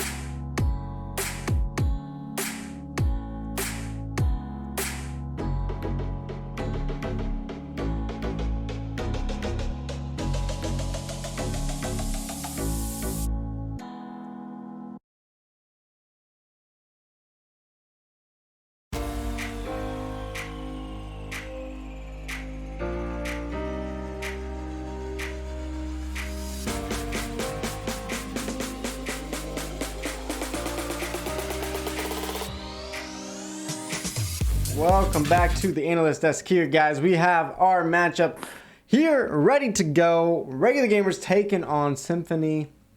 We'll get to their matchup just here in a second. But if you don't know these teams, let's talk and introduce them real quick before we talk about predictions. Regular gamers headed up by team captain Cosby. On the team is Timon, Dave, Juno, Tex, Chloe, and LK. Meanwhile, Symphony led by Swampy. On the team, Takura, Pez, Kayo, and Ozzy. So we should have a great matchup coming your way in a couple minutes. And while we wait, the channel point predictions are out. It's looking like a close one. So let's go to the stats and I'll pick your guys' brains. We got Regular Gamers, Symphony there down on the 5th and 6th line of the graph. Looking at the stats, Joe Ryan, I'll turn it over to you first. Who are you taking? Who are you putting your channel points on here today?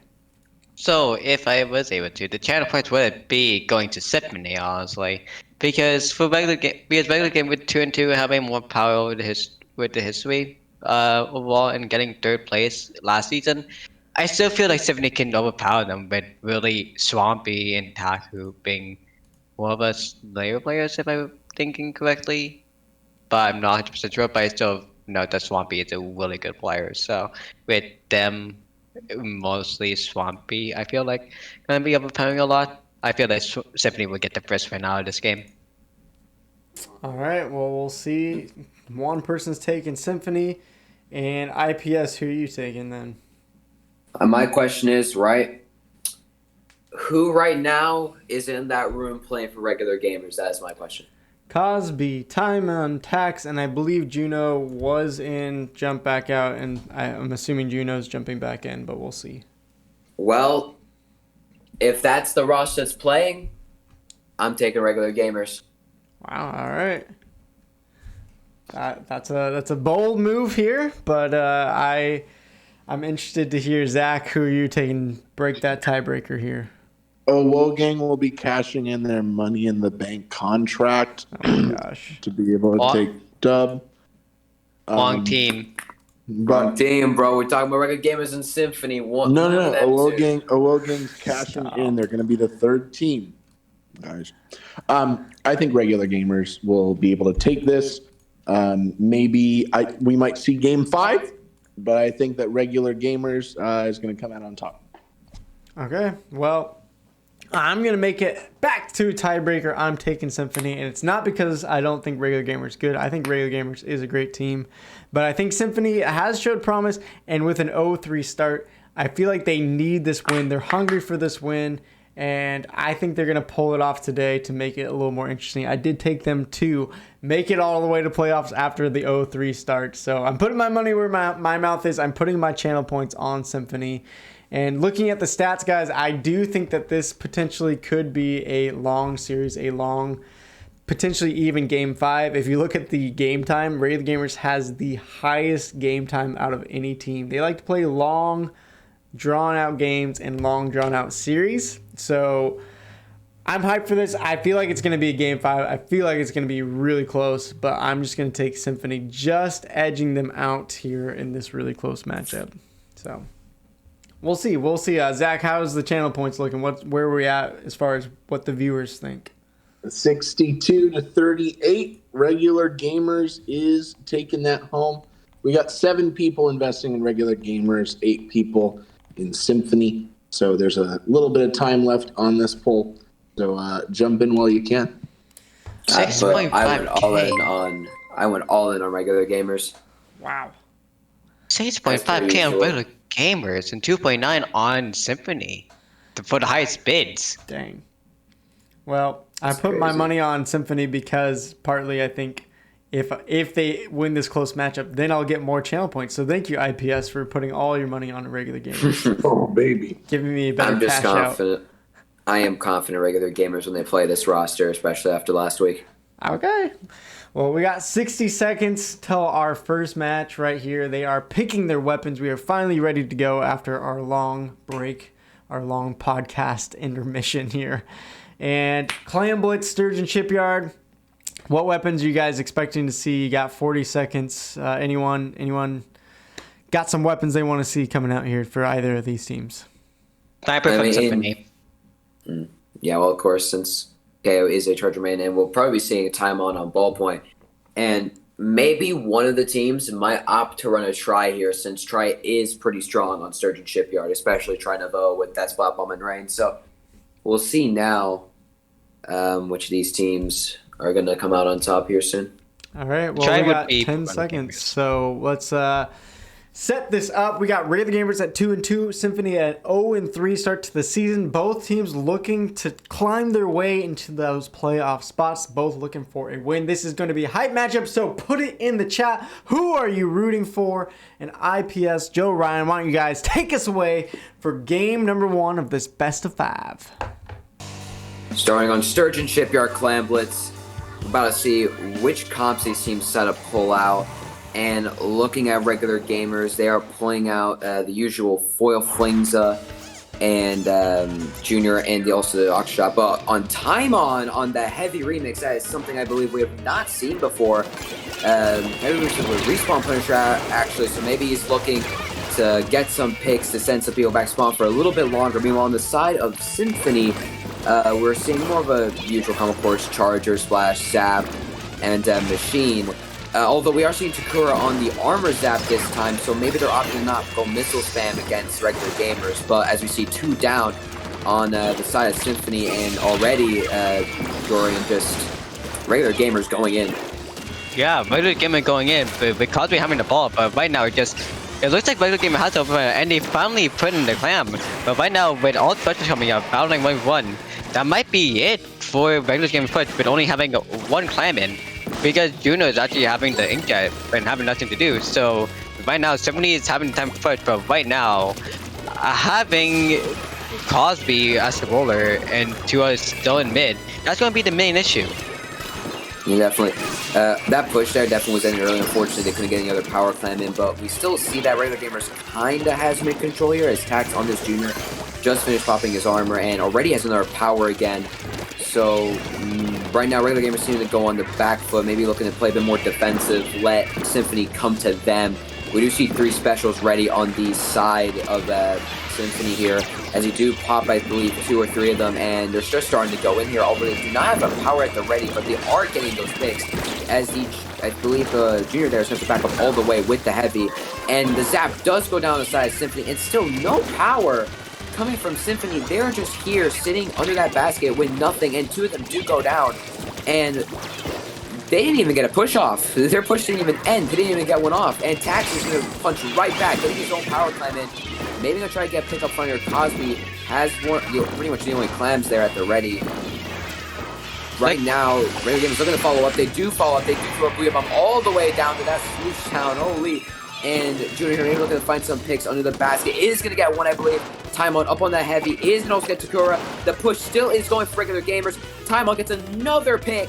Still with a clam on hand, maybe to put that in, but it is going to decide to back up, and it is going to be the push for regular gamers. Ooh, Jordan right now, just regular gamers is smashing Symphony. Yeah, they really have the domination right now with the chance of, oh god, Cosby, that was a nice reaction time right there. But really, yeah, Symphony had a chance, but they kind of blew it on the rate that they didn't have a clam. And then just Tax out of nowhere, sneaking up to mid, deleting everyone out of existence by really just putting in the power clam and having the power trip over the side of Symphony. And that's still happening right now. Literally, regular game is having the overpowerment over Symphony, just having them locked in base. All they need now is just clams to just finish the game off. And right now, regular gamers trying to get that power climb back and make something happen, but are opting to back out here. Maybe they get more of an organized push. They do have 20 clams already with 1 down on the side of Symphony, so a push could happen here. I believe 1 up there on that spinner trying to hold that, but he is going to go down. And right now, regular gamers going to make a push of their own, once again scoring a power clam, but nothing to follow up with that. So it's going to be a free pity clam for Symphony, and this might be the start of a Symphony comeback here, Dorian. Yeah, it definitely might be, but we see. Yeah, timeout out of nowhere, getting one clamp, but at least that's not good timing. With Symphony actually having enough points, or enough turf itself to push up, again, we still need to remember, time on with the sneaky junior. We do see Cosby the Roller can come out of nowhere and always dog shot. But we see Ozzy getting really good hit by Ozzy. Right now, 2 down on the side of regular gamers. Symphony needs to get a power plant. They haven't doing that mistake, and they do not have a power ready. As I say that, Sakura does get a power at the ready here. Is going to score it. They do get Cosby down, and this is going to be a pretty big push now coming from Symphony. They do get Juno. They have another power for him. They get the power in time on getting that's one. 2 down. Tax here coming back, trying to get some picks, but it's going to get backed up by Swampy and Ozzy. Swampy going to go back to chase Tax and look for that pick, but they do get Tax, but they don't focus the clams. Tax just distracting them. Although Symphony still does have control of that spin and mid, so they could push right back in here. Regular gamers have to find out a way to get them out, and quickly too.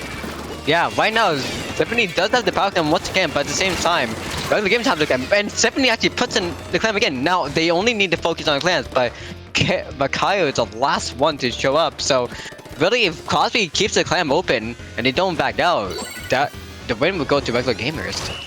Yeah, game's going to regular gamers, and that's it. Regular gamers taking the first game, and I believe for some people, a surprising fashion. Symphony nearly able to maybe push that out a bit at the end, but unfortunately did not have the clams or the kills to do it. So, Luke, what did you think of that game? Oh gosh, I don't even know how to feel about that game. That was so weird. We saw Ray the Gamers. Honestly, I feel like the most coordinated we've seen on Clam Blitz, so kudos to them. There was a couple small mistakes there, but as far as just pushing by themselves, I didn't see that as much as previous.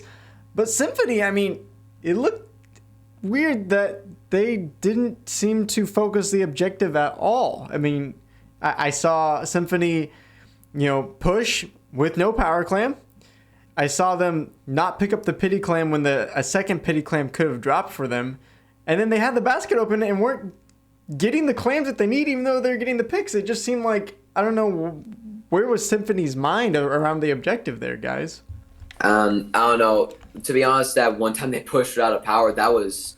They were there for a good while, and they just did not get a power. That is the one thing you never want to do in Clan Blitz is push in and get picks without a power. You want to always have powers ready, then go in to get picks. You can immediately get stuff in and get stuff going. If you get picks and then go looking for clams, by then the other team's going to have respawn. And the other thing they did there also was at one point Tax dropped them from behind on 3 people. And 2 people with, I believe one of them had clams as well, went back to go kill Tax, and just the basket went back up.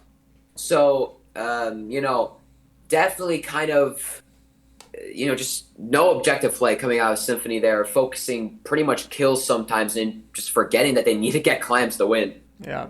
I do think this is going to be a very close series, though, because it did seem like, as far as if we just take the objectives out, it seemed like regular gamers were popping off, getting kills the first half of the game, and then Symphony were taking all the picks the second half of the game. So I do think this is going to be a very close series as we head into Splatzone's game number 2.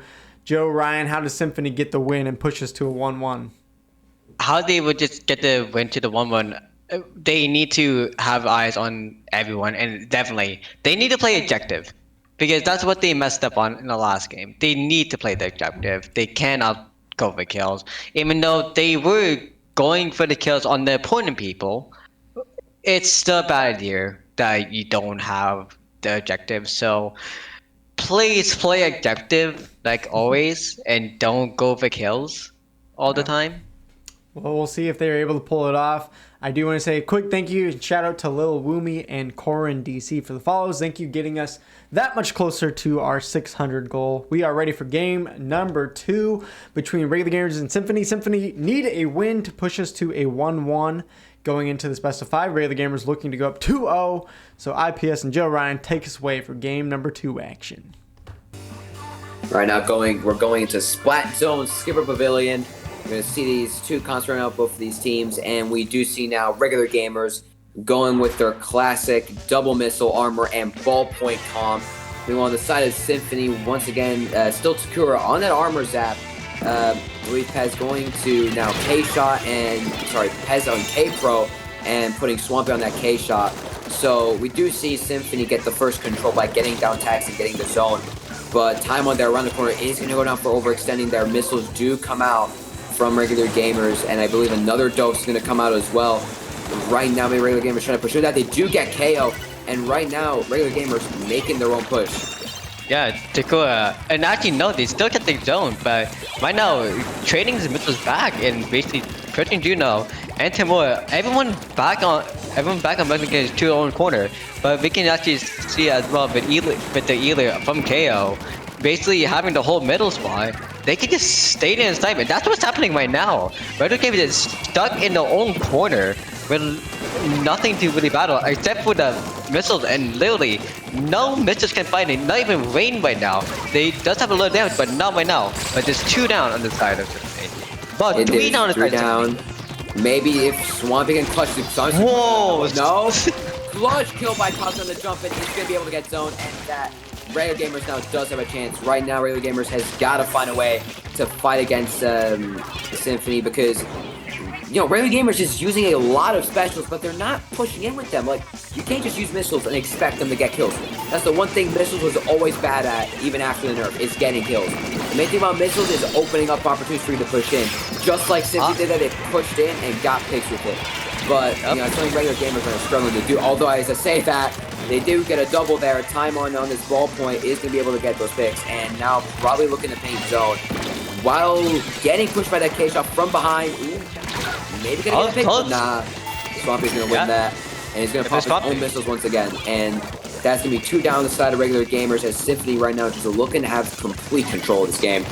Yeah, well right now with the missiles coming out, still Symphony is having control of the zone. They're listening. They're playing the objective. They want to keep the objective as much as they want, and that means to keep the whole control. And again, they're still doing the same move of actually playing off the big players, and that's the good thing. But again, now this is going to a full mood swing, and Regular Gamers is having in the middle now. Double missiles coming out, pretty much probably counter that armor. Right now, Takura trying to go in here with not much map control. Juno does go down over the side of Regular Gamers. Missiles also come out from the side of Symphony. Takura does go down, but it seems like zone might flip here, or maybe not. Right now, it's really pretty much just fight zone. Tax popping armor, KO looking on that either. Oh, that Booyah Bomb is going to pick off Time on and is going to get the zone. Right now, regular gamers trying to focus more of that left side, but they're just letting those Booyah Bombs coming in from top mid. Spencer's going to push it, try to get some picks. Is going to get Cosby. Nice kill. Maybe looking for another one here. Going to look maybe for one on the backing player there. He does get that pick. Maybe looking for even more now. They do get one. And they're going to be able to maybe get the other one here. And that's pretty much a delayed wipe on the side of regular gamers. And right now, Dorian, just regular gamers seems to be all over the place. Just not even coordinating when they push in with their specials. It's a complete turnaround from game one. Yeah, right now for Symphony, they have the overcoming like regular gamers had in game one. Symphony just had the middle path, which is way important, and they have the side as well, which is important as well. But really with that, regular gamers were trying to find an escape, which they have never did, except for now. And literally, they got the win, and that's 1-1. Yeah, seems like pretty much a complete opposite of game one there. Just Symphony having much more team coordination, using their only 1 missiles, pushing. Meanwhile, regular gamers popping 11 missiles, 6 armors, but it never really seemed like they used those specials, and it's kind of underwhelming. Yeah, it was a good game there. We got that 1-1 as we were talking about. This is going to be a good series. Everyone that is watching, you are going to be in for a treat. I'm feeling a Game 5 going on. Was interesting to see Symphony subbing in Pez there, and Pez actually getting the top KA. So if I have to shout out anyone, I think Pez there making a difference for game number 2. Oh. Yeah, for sure. But I think definitely the main thing from that game, honestly, is just we saw regular gamers in that first game were pushing and coordinated. They had a lot of coordination. They were using their specials well. I feel like that game, too, like you saw them pop so many missiles, especially at the beginning where Symphony was just ticking down that score, and regular gamers was just popping missiles after missiles after missiles, but they were just not pushing in with them. If the worst thing you can do with double missiles is just waste them like that. You want to pop those missiles and go in with them, because when you pop missiles, that's going to basically leave spots on the enemy team where they cannot go. That's going to paint for you. That's going to put pressure on the enemy team. When they have pressure on them, that's when you want to push, because that puts even more pressure. That's when you can get kills. So I feel like right now, if regular gamers wants to run this double missile comp, they gotta take advantage of the pressure they're putting in with those double missiles. Maybe pop them at the same time, pop them one after the other, pair them with armor. You just gotta do something with them, because right now they're not doing anything with them. Yeah, well, we're heading to game number 3 out of this best of 5, and I feel like game number 1 and game number 2, as you said, were just completely different. Both teams just kind of flopping what they did in either game. Does anyone, after seeing those first 2 games, want to change their predictions here, guys? Because this is the time to do it while it's 1-1 and still a tie. Anyone feel like they need to switch after what they've seen? Honestly, not, because first game, Symphony completely forgot about objective. Second game, regular gamers didn't use their specials properly. So I feel like it's that both games are definitely one of the teams just not doing one major thing. So I don't feel like it's a case of game 1 was close and then game 2 Symphony just completely walloped regular gamers. It's that one game. All right. Symphony was just well, we're ready for game number 3. I do want to point out that they are subbing in Aussie now. I'm also interested to see KO versus Time On, the power of the backliners. Who is going to make the difference for game number 3? Let's jump into IPS and Joe Ryan. Take us away for some game 3 action. Here we go. Inkblot TC, arguably one of the best maps in the game. Looking at these comps, we see regular gamers, once again, same usual comp, running with those double missiles. Hopefully this time they will use them more to their advantage. Of course, that famous time and ballpoint. Meanwhile, on the side of Symphony, we do see more of a longer range comp, put on that armor zap, and then we see the CDS and K Pro coming on from Pez and Ozzy, and of course, KO on that leader, getting the first pick, but Time On pushing him right back in the face with that ballpoint. Maybe looking for 2, but Ozzy is going to have to take him out, and right now it seems like Symphony does get the first period of control. Yeah, and that's a 2-2, and that's Ozzy killing. Ozzy got another cup, and right now Symphony again is on the that's a point check right now playing dead, but they are getting killed by missiles, but no hit actually. But you do have double special buddy, but 1 done for the Eagle there. The armor does come out from regular gamers here, as he's going to try to take control of the map back. Cosby on this flings a roller right now, just maybe trying to get some control on the plat of Symphony. Is going to try to take that left side, but that Earlier is just watching like a hawk. Takura in mid here alone, Gets the pick on Juno. Really good pick. It's going to pop armor, but is going to go down. The time on lead does switch for regular gamers, as right now it seems to be a 3v3. But Cosby does get a nice pick on Ozzy. Maybe looking to just push up even more. This definitely is the chance. Pez, you're starting on that left side, is going to pull out the Booyah Bomb. Yeah, Cosby getting that pick on Sakura, getting that pick on Pez. Right now, Cosby's just going off for regular gamers. He does pop missiles. Unfortunately, Tax going down, so I believe that was the rain, although KO does go down anyway, and this might be the push for regular gamers over. Yeah, that's the end of the push right now. But really, what happened so far was Cosby was actually waiting on the left. Cosby was waiting for the sneak, and the sneak actually worked out pretty well. But at the end, they made it to 46 to the second checkpoint, all because of all of Symphony being in the base and having the good overpowerment. But right now, it's an equal playing field, but we do see KO getting the snipe, and basically they're all trying to push up with the rain as well, to just have a full-on map control, and just have a phase shift of what happened to themselves. Definitely now, KO is going to get pushed by Cosby, or Cosby looking for that pick with armor. KO is going to jump out, smart play by him. Time on going to go down that ball point, so right now we do see kind of a not favorable situation in mid, as 3 down on the side of regular gamers, and this is going to be a push for Symphony as armor does come out from Sakura. And right now, Ozzy are pushing up with this CDS, maybe look for some picks. Time on though has him weak, is going to get that pick. Armor also came out for the regular gamers, as Pez with his blue bomb is going to throw it, is going to get down Tax. Cosby are going in on his own, is going to go down. Time on and Juno are the only one left, but Time on maybe going to pop off here. Got 1, maybe. Looking for 2, does get 2, looking for 3. Getting 3. 2 go down. Tax trying to clutch tower, is able to clutch it for now. A jump on the tower as well, as he does get that jump on the tower. And Pez is still here. Pez still there, sharking. Maybe looking for a pick on Tax, but is going to pop that Booyah. Time on season, is going to throw that Time on. Pez gonna maybe try and make a miracle player, but right now he's in a 1v2 situation. It's not seem favorable. Tax does go down in mid, it seems. Pez finally does go down, and really, really big clutch there by Tax there, and Time on together. And although it seems though regular gamers is still in the back pedal, as another push is straight away coming out from Symphony. And Tax here maybe gonna try clutch tower. He's just gonna jump right on that thing, looking to take out. KO does take him out, pops armor for himself. Tax right now just clutching the best he can. His teammates just gotta play off that. Pez and Sakura, only ones alive right now on the side of Symphony, as the rest are coming from spawn. Pez holding this left side. Right now, Jorian just, regular gamers has to take advantage of these Tax clutches. They gotta do something. Yeah, really right now, this is more like the equal playing field, but really, during that whole maybe 1.5 minutes, that really Symphony had the whole overpowerment, and regular gamers were just out of nowhere. They didn't know what to do, because they were just all stuck with Pez. They were sneaking as well, but right now we're stuck in the equal playing field once again with the 4v4. And we are, but once again, Symphony is having the overpowerment. They're inside regular gamers' base. This is what regular gamers do not want. But Ozzy actually playing really good with CDS, but actually getting sadly defeated by Cosby. Great pick by Cosby. We down. And that is finally going to be the chance for regular gamers to get that map control mid that they really need. They got to get Pez off this right side as well, as he is just staying there.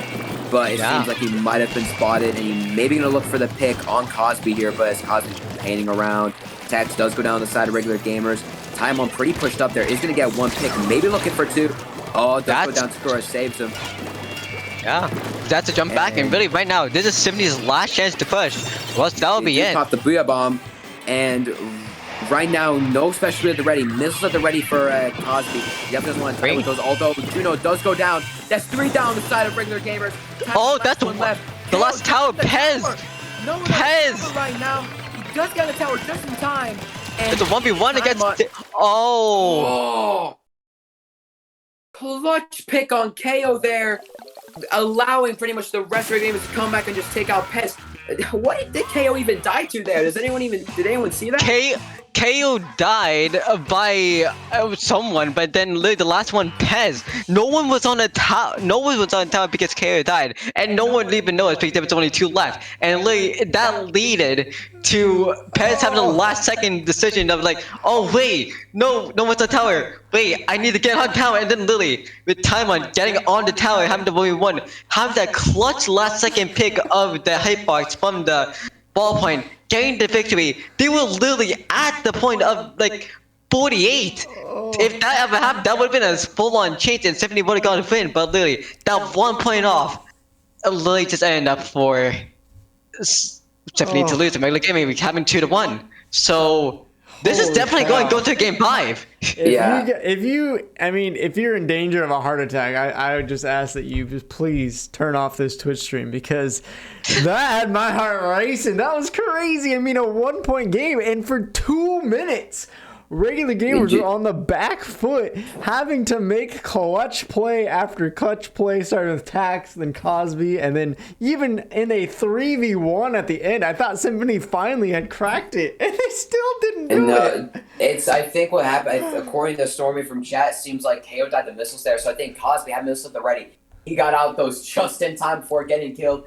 KO died to them since it was not too far away, and then just pretty much, I believe, regular gamers, the rest of them were coming back from spawn, and he just killed the 2 up front as Pettis was just deciding, wait, do I go back to tower or not? He went back to tower, and by then, the rest of his teammates were dead. Just time on jumped right on that tower, shredded him, and that was the win.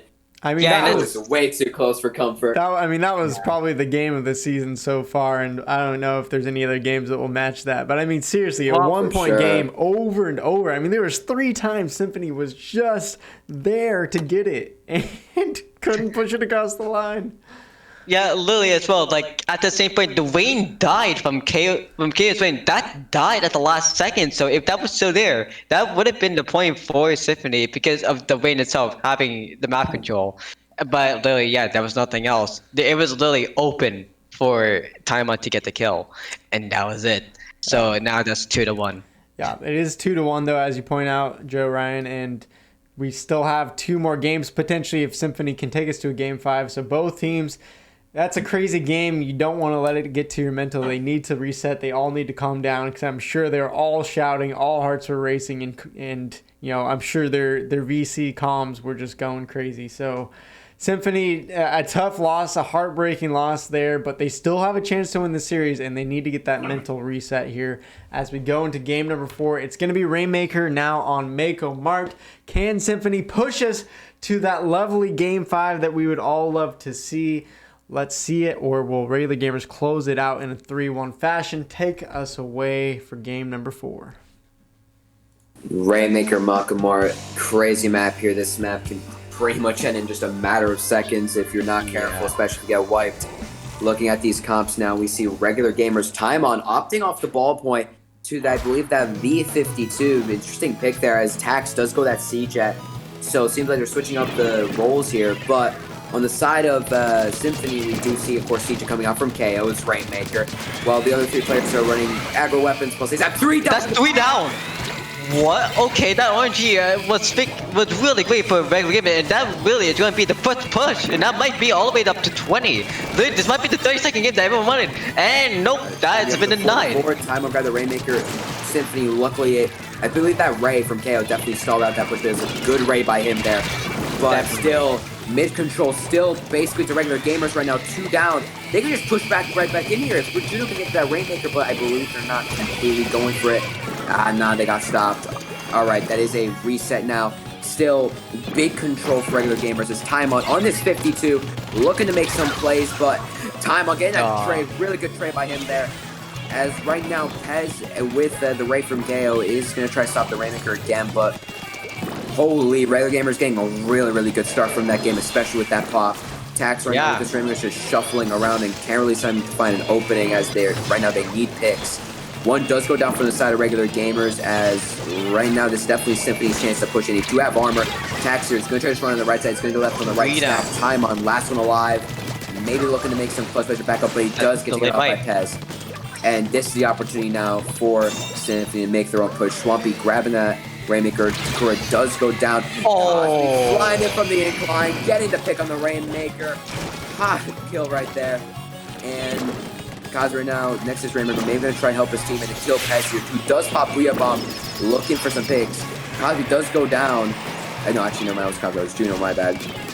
Cosby here is calling his own. Cosby is going to go down, though, anyway.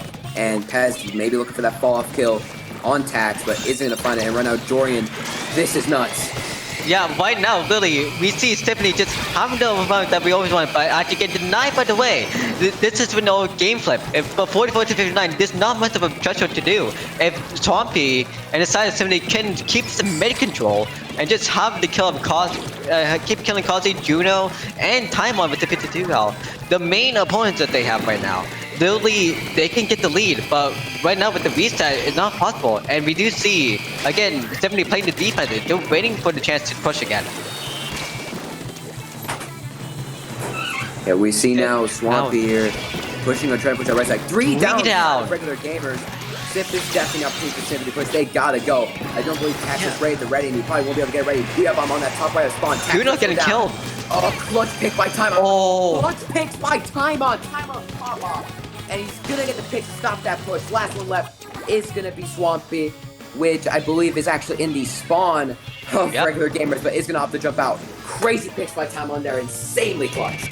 Yeah, but once again, this actually shows my kid that Symphony threw another chance because they waited so long. And with Timer just sneaking in, just getting that clutch triple. One is taking the mad line the time on it. But right now, regular gamers actually having the dick in the middle with Pez actually having the only sneak. And Pez getting killed by Juno. That's literally a 2-down situation on each side right now. Swampy is still hiding. They're waiting for the kill. But they all just need a pop and they all just need a sneak to get the win for Symphony at least. But right now the armor's out, but one's armor popped out because of the inkjet. One kill because on of the Juno with the pop. So right now, Symphony has been in this spot before. There's 2 down on the side of regular gamers. Right now they do have the raid ready while Tax is trying to get his. Swampy trying to push him with his right side. They do get another pick. Right now, Ray does come out from regular gamers zone. A pretty safe spot for that Ray. Unfortunately, Ray, it does go down time on just dropping down again. Another 2 picks, it seems. Gets 3. Sakura is the last one alive. Maybe looking to make a pop here, but it's going to have to back because the rest of the regular gamers just focusing that Rainmaker. Right now, Symphony has so much control on this map. They have mid.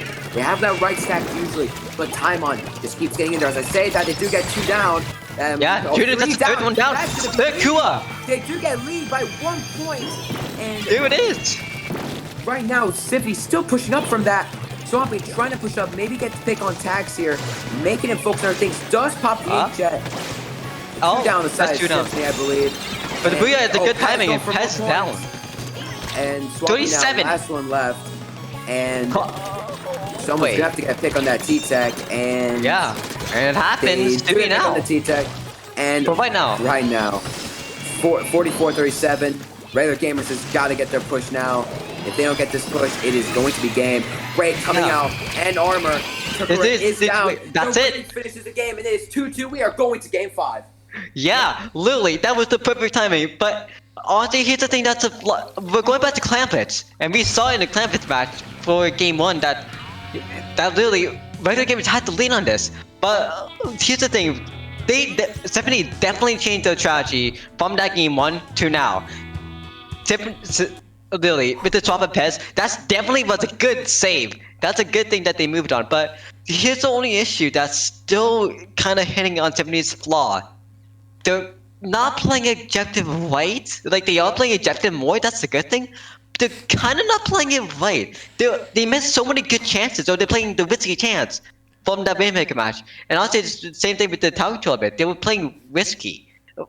More or less, that's the only problem. And that would be the same thing with this Clamplets match now. If it's going from the game 1 and this game 4, they're going to be trying to play risky again. And that would be a big flaw for them, because regular gamers, with Cosplay with the flinkable, just immediately just doing the downpour of the horizontal flick. What is the vertical like that? This is becoming the series of the season 4 show. We're going to game number 5. Both teams have had amazing moments. Both teams have had some maybe bigger mistakes, and it just makes it for a crazy setup going into game 5 because it's Clamblitz. And both teams, I would say, this season have struggled in Clamblitz, focusing the objective, working as a team, not pushing up as individuals. So I feel like this could not be more of a coin flip game 5, I feel like, guys. Definitely, honestly, just that game, Taimon was putting in so much work clutching out those kills, but eventually just Symphony kept getting picks, kept having control. Regular gamers, I feel like, is sometimes relying too much on Taimon to get those clutch picks. They got to actually understand, hey, Symphony's a good team. At some point, Taimon is going to be able to clutch out, and they're just going to snowball us with like they did there. So if Regular Gamers got to win this game 5, they go back to game 1. What do we do right on that Clan Blitz in game 1? Let's do it again. Let's do even more. Let's just shut down Symphony right here and take the win. Meanwhile, on the side of Symphony, you're looking to go off that momentum with that close Rainmaker win. You want to remember the mistakes that game 1 on Clan Blitz. Fix those this time. Remember about objective. Get those picks again, and they can take this win. This is just insanely close, and honestly, I do not know who to go for. Yeah, this is an insanely close matchup. We are about ready for game number 5. Really, I think it's going to come down to who is the calmest team, who can keep their composure. This is a game 5 that both teams really want to win so that they can get a better shot at making playoffs over in Season 3. We are ready for game number 5, so put some hype in the chat. Who do you want to see win? It's Regular Gamers versus Symphony to take it all. Game number 5, Clan Blitz on Piranha Pit. Take us away, IPS and Joe Ryan, for some awesome Game 5 action.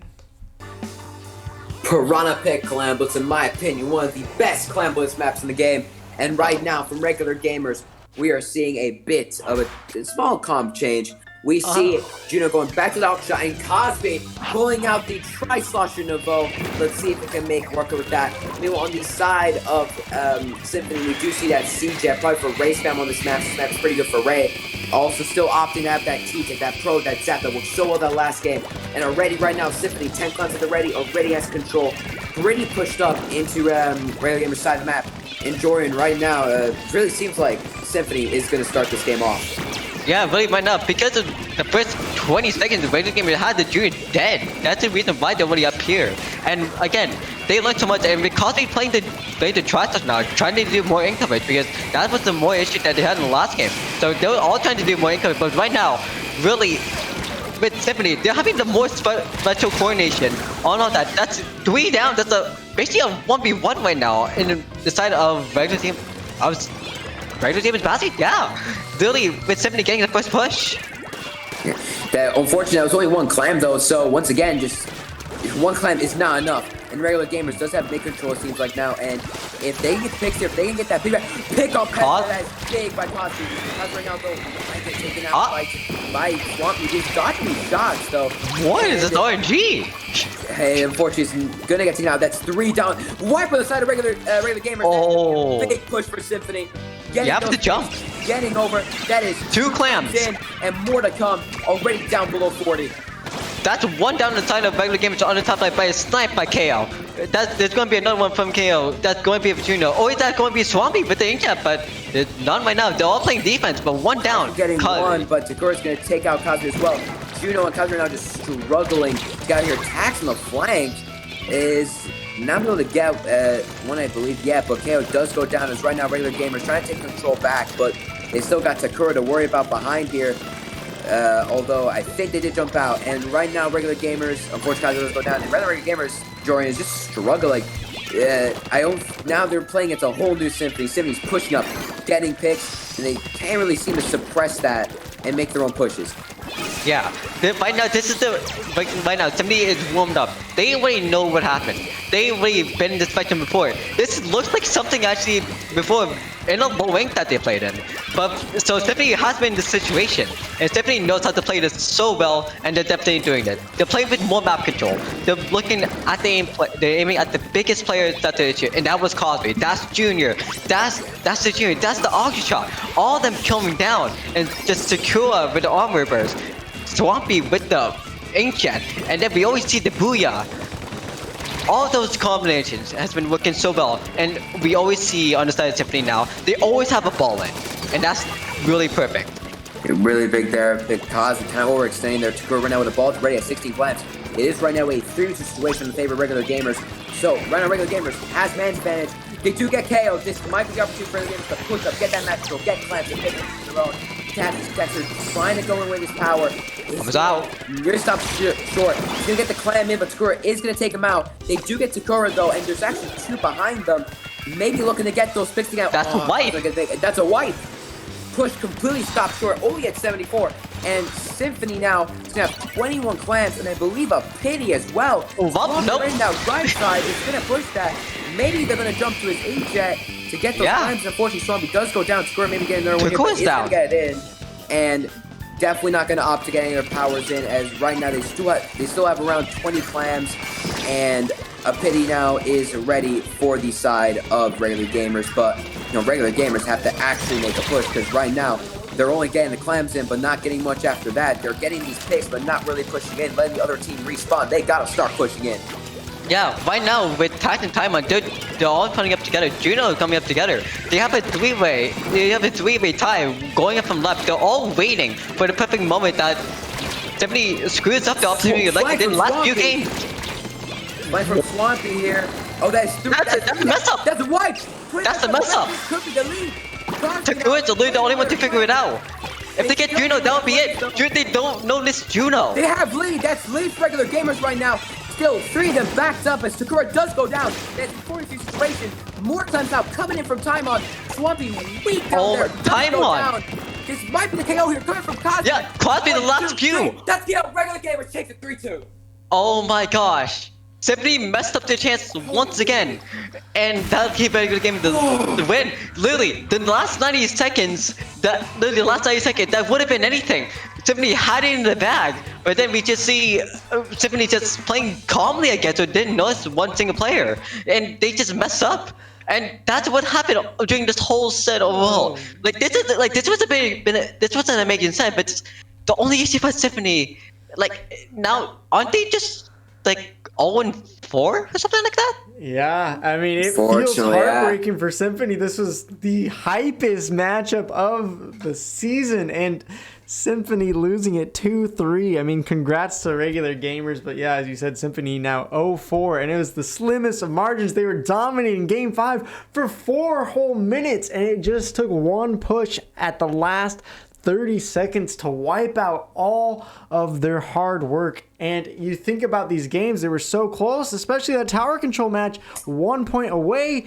This series could determine potentially who's going to get that 4th playoff seed going down the road, and regular gamers now putting themselves in a prime position to make playoffs. Now Symphony 0-4 in all of their matches have been close. It feels like Symphony had a great chance to be in a great spot and a great record, and now unfortunately still winless, even though they've been playing pretty well. So yeah, unfortunately. IPS, what do we make of this series? I mean, this is just insane. Just like you said yourself, Symphony had so much control of that game. They were getting picks, but it was just that one moment.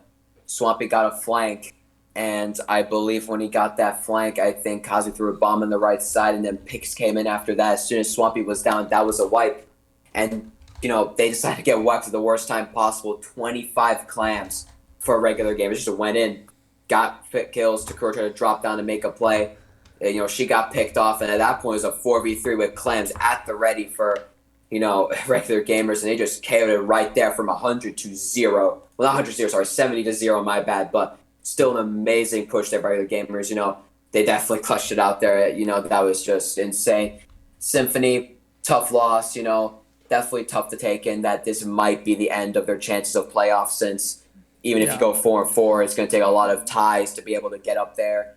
But I'd say, go back to drawing board, see what happened wrong in these sets. Maybe try come out 4-4 this season. Make a comeback, win the second half of the season, and go out at least with a bang. Yeah. Regular gamers are in hand. They got to get ready, because I believe if we look at the schedule, they seem to get a pretty tough schedule coming in these next couple of weeks. So even if they won today, if they don't win these next 3 weeks, since they're playing against the 3 strongest teams, this is all for nothing. This is going to be a tough road ahead, but congrats to them for the win. I do want to toss it to you, Joe Ryan. You are jumping off so that Shams can commentate the next 2 games, but thank you for being here. Anything you want to say before you head out? Well, really, just for this match for Symphony, again, they had a really good chance in all these matches, but really they were playing too risky. They were really just missing the opportunities. Maybe nerves got to them. That might be the reason why. Because, they've been in this moment before. And, just nerves can get to you really hard. And that could be really bad for anyone who plays it. saying from someone who did have a game time as well, which is a close set. Yeah. Yeah, nerves can be everything in a stat like that in the last 90 seconds as well. But really, other than that, yeah, like someone said in chat, this is going to be another highlight reel that's going to be on the WTP Esports YouTube for channel. sure. So be sure to subscribe to that. Check that out. We just updated all of that. So yeah, that's all chill.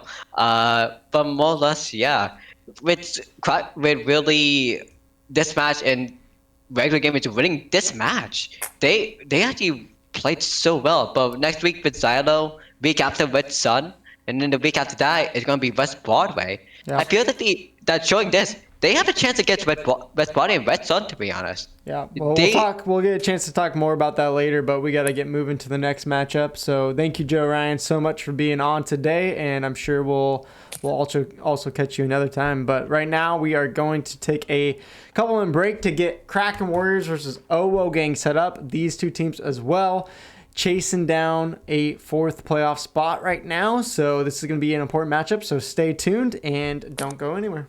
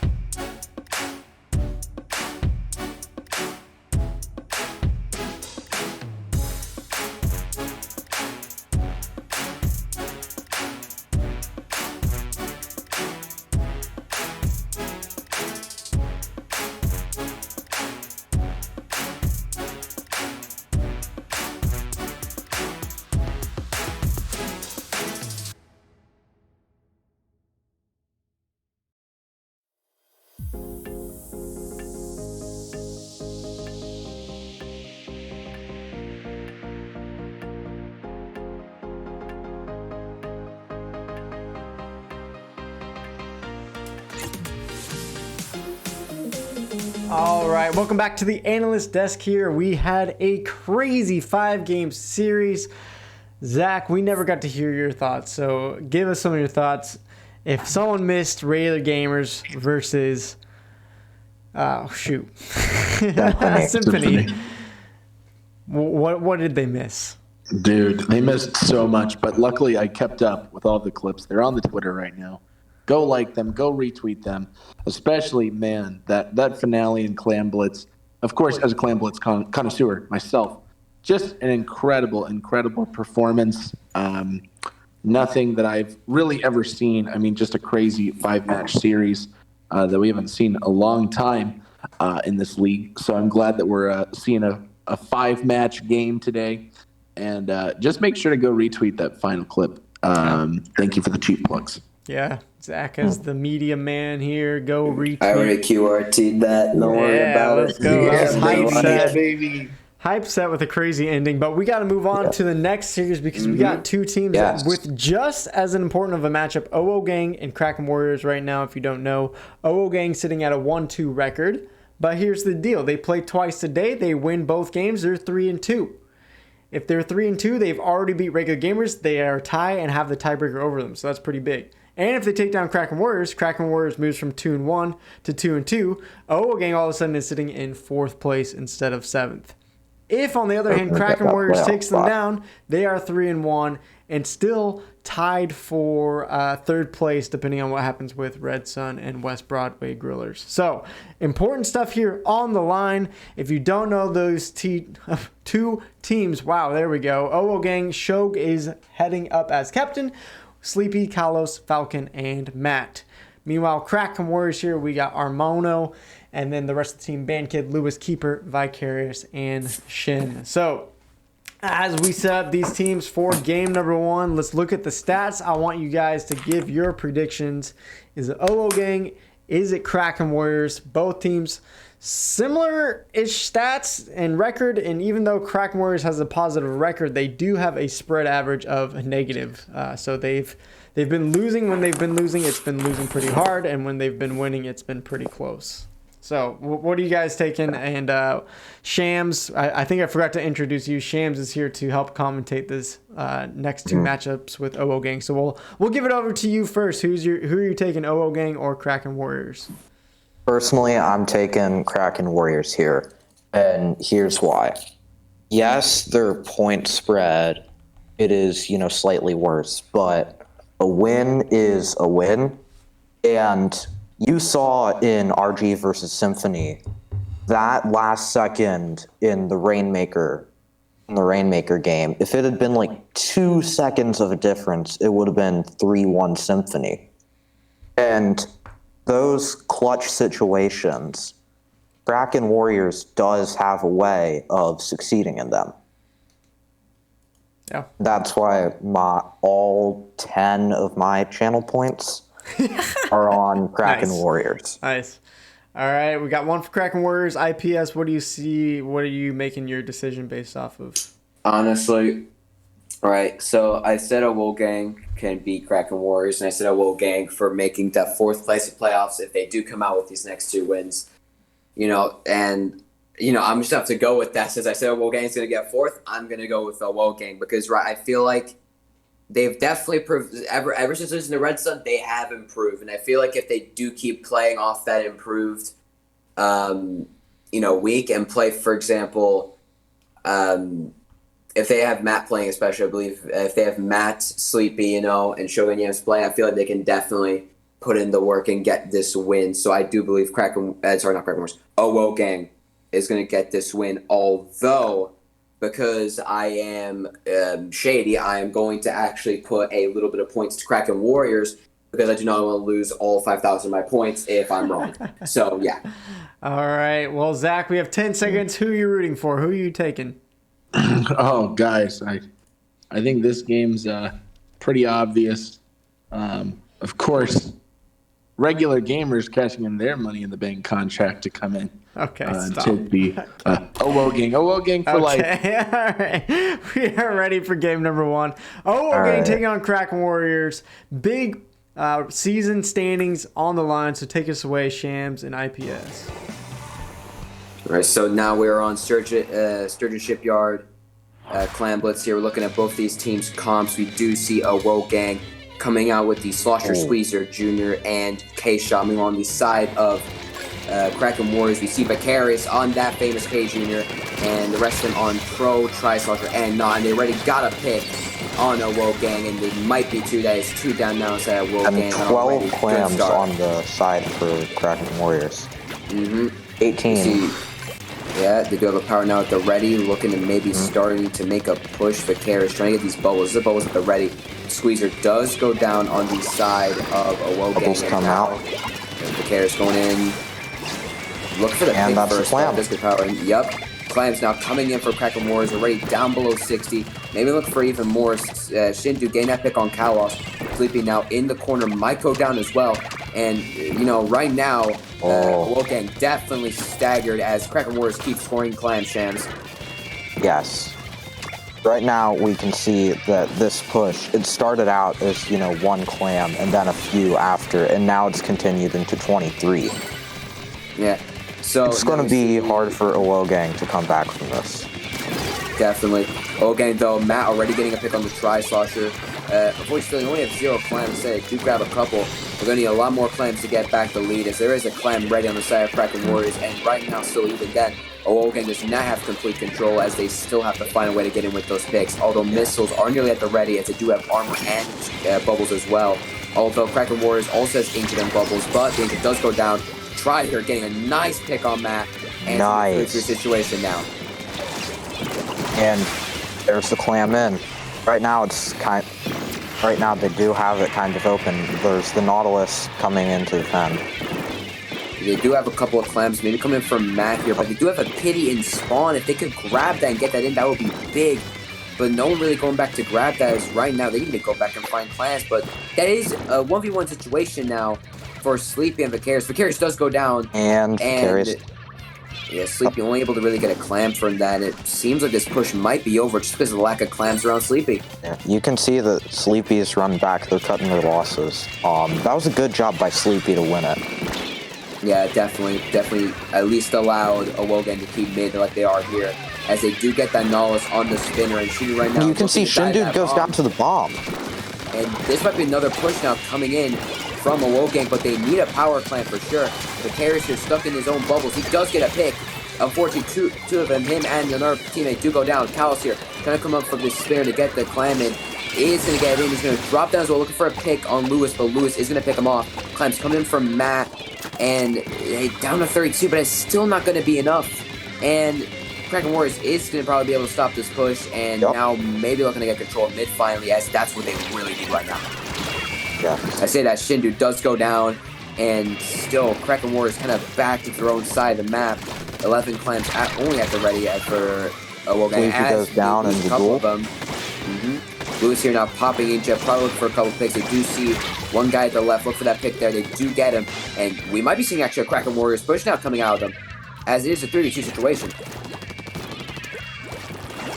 See now Lewis on his Nautilus, looking to go up the spinner and maybe get some control. Kalos gonna have to back in the red. Vicarious coming with the bubbles on the right side. Is gonna get Vicarious two powers in, and that's penalty down, and Clams. They're going to get a KO here, maybe. Oh, they need one more clam. Can't get that last clam. They're not be able to get that last clam, and now a Wolfgang is going to need a lot more than just one power clam to get that lead. They're going to get a power clam, maybe even 2, get a bunch of clams after that. He could take some damage right there. He could get down. He does back up. He does have 19 clams. They do have 19 clams at the ready here, as armor was already popped and bubbles are at the ready. If they can get big, unfortunately, going down, losing the bubbles. That torpedo. Yeah, right now, one down though on the side of 3v3 right now. Kalos maybe opting just go for the score here. He's gonna get it in, but he's gonna drop down. Maybe some kind of Lewis on the flank. He's just gonna get the rest clams of the are gone. He's gonna turn around and kill Sleepy as well with that 180, and that's gonna be that push done without even a point scored. That is unfortunate right there for Wolfgang. They really needed that. Yeah, definitely. We see now Vicario does have this power climb here with both of the ready. Is going to put bubbles down on this right side. Looking to probably make another push here to stagger Wolfgang. Does get 1. 2 down now, 3 down now. This might be a KO. This might be a KO before the game even ends. And insult to injury. Yeah, we can see KW saying, you know what, we don't care that we got 3. We don't care that the game is ours. We're going to KO just to make a statement. Definitely, and just Kraken Warriors there is just seeming to be the more dominant team, even though some picks coming out from Sleepy, but overall, Kraken Warriors coming out with a lot more picks, just a lot more pressure, a lot better pushes. It just seemed like whenever Wolfgang push got one power climb in and then had nothing to follow up.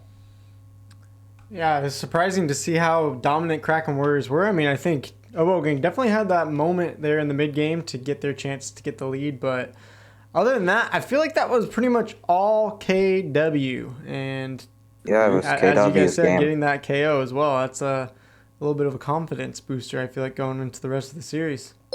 Yeah. Mm-hmm. It's also a big, just slap in the face to people who bet channel points on Wolfgang. So I'm sorry, Zach. No and response. I love it too. Now I think about it. Well, I mean, I bet my channel points on Kraken Warriors, so either way, I win. If Wolfgang wins, I'm right. If Kraken Warriors wins, I get channel points. I'm in a win-win situation. There you go. Well, thank you for the follows as we get ready for game number 2. Appreciate the last couple follows coming in. Are Zara, Octosquid, and Pickle Rick Ol Pokemon with the best follow names so far of Season 3. So far. Could be overtaken for sure. Thank you guys, though, to helping us move us forward to that 600 follower goal. And Sir Shams, as you commentate, did you just unfollow to refollow? No, I wasn't even following in the first place. Yeah, it shouldn't have allowed you to comment if you didn't. I literally had to fish through for a clip link just so I could find the Twitch. Oh my gosh. All right. Well, I almost fired you just for that, but I'll allow it. Oh my goodness. If you want, I can unfollow then follow again to show my commitment to WTP. All right, well, we're getting ready for game number 2. Kraken Warriors with that first win. Looking pretty dominant. I still think Wolfgang showed enough to make me think this could be a close series. So let's get ready for Splat Zone Skipper Pavilion in this best of 5. This is game number 2. IPS and Shams, with your beautiful, lovely voices, take us away for some more action. And here we go now to All right, it looks like we're ready to start. Question here is Sleepy going to bring out the Charger? That is true. He did go for a squeezer last game, and we're looking now. It seems like they are staying on that full squeezer. Where is the back line?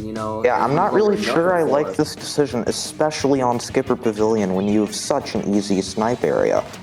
Yeah, although I feel like the longest range of their team right now is that rapid round for Shogun Yams, although he does. And as you say it goes down.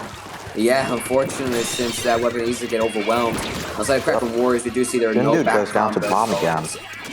Callus here is going to pop armor. That's now 2 down outside Kraken Warriors. Definitely a chance for Wolfgang to get in or get home, but Callus... And Wolfgang gets zone. And you see Sleepy here right now in this zone with the bubbles, has popped them, and right now Kraken Warriors are going to keep control, although armor does come out from Kraken Warriors, and Sleepy maybe going to go down here to Vicario, but does actually pick off Vicario, but gets killed by Armono. And Armono right now, look for the pick of the guy behind the wall, but is not going to completely focus that as Callus does jump out, and another one goes down from a Wolfgang. And right now, Wolfgang is extremely staggered. And it just seems like this whole time they've been staggered and not playing with their usual comps that we've seen them in the past couple of weeks, Shams. Right, and you saw versus West Broadway Grillers, they did well, and I feel like I don't really know why they're changing it up here, especially after KW had such a dominant game 1. And Sleepy goes down. It's 3 down, actually, as Matt maybe trying to get the zone here. Gets bit on Armono, but is not able to do anything. And right now, Kraken Warriors looking for that KO as this is pretty much the last desperation attempt for Wolfgang as Callus trying to get bombs here. Callus tries to pop bombs. Okay, Wolfgang is going to go in here to paint that zone, and they do go in. Bubbles going into zone. unfortunately, Sleepy does go down. Another one goes down for a Woe Gang. That might be Cario free, gets that's it. going to be a game. Whoa. That's that. That is Yeah. pretty much just 2-0 now for Kraken Warriors over a Woe Gang. And honestly, it just seems like a Woe Gang is definitely playing way different than they were before, and it doesn't really seem to be working for them. Yeah, I don't really understand the change here. Definitely. We know Sleepy as a Charger player, and he's here with Rapid. Yeah. No, Rapid, sorry. Sleepy Squeezer. was Squeezer. Yes. Right. Squeezer. Meanwhile, they have their usual Octobrush player is playing more longer range weapons, so I don't know what's really going on with there, if they're trying newer things, but it doesn't seem like they're completely practiced with them, as right now it's really not seeming to work against Kraken Warriors, as they're just taking them out pretty easily. Yeah, I'm Kraken not Warriors really up sure 2-0. how much. Go ahead. I'm not really sure how much they realize the significance of this, because, you know, they're experimenting. And, you know, a place to experiment would maybe be something like a scrim, but they need both of these wins to get into the playoffs. At the very least, they need to take the Kraken Warriors set for tiebreaker. Yeah, it is a pretty big matchup, and it is kind of head scratching, as you guys said. I mean, maybe they've been practicing this all week. Maybe it's something specifically for maps they're just trying to throw someone off from Kraken Warriors. I don't know. It seems odd, but Kraken Warriors dominating on the other hand, and you know, it's kind of been since that week 1 win over Regular Gamers. Kraken Warriors has been a question mark, losing their team captain Samino. You know, continuing as a team without him. How good are they going to be?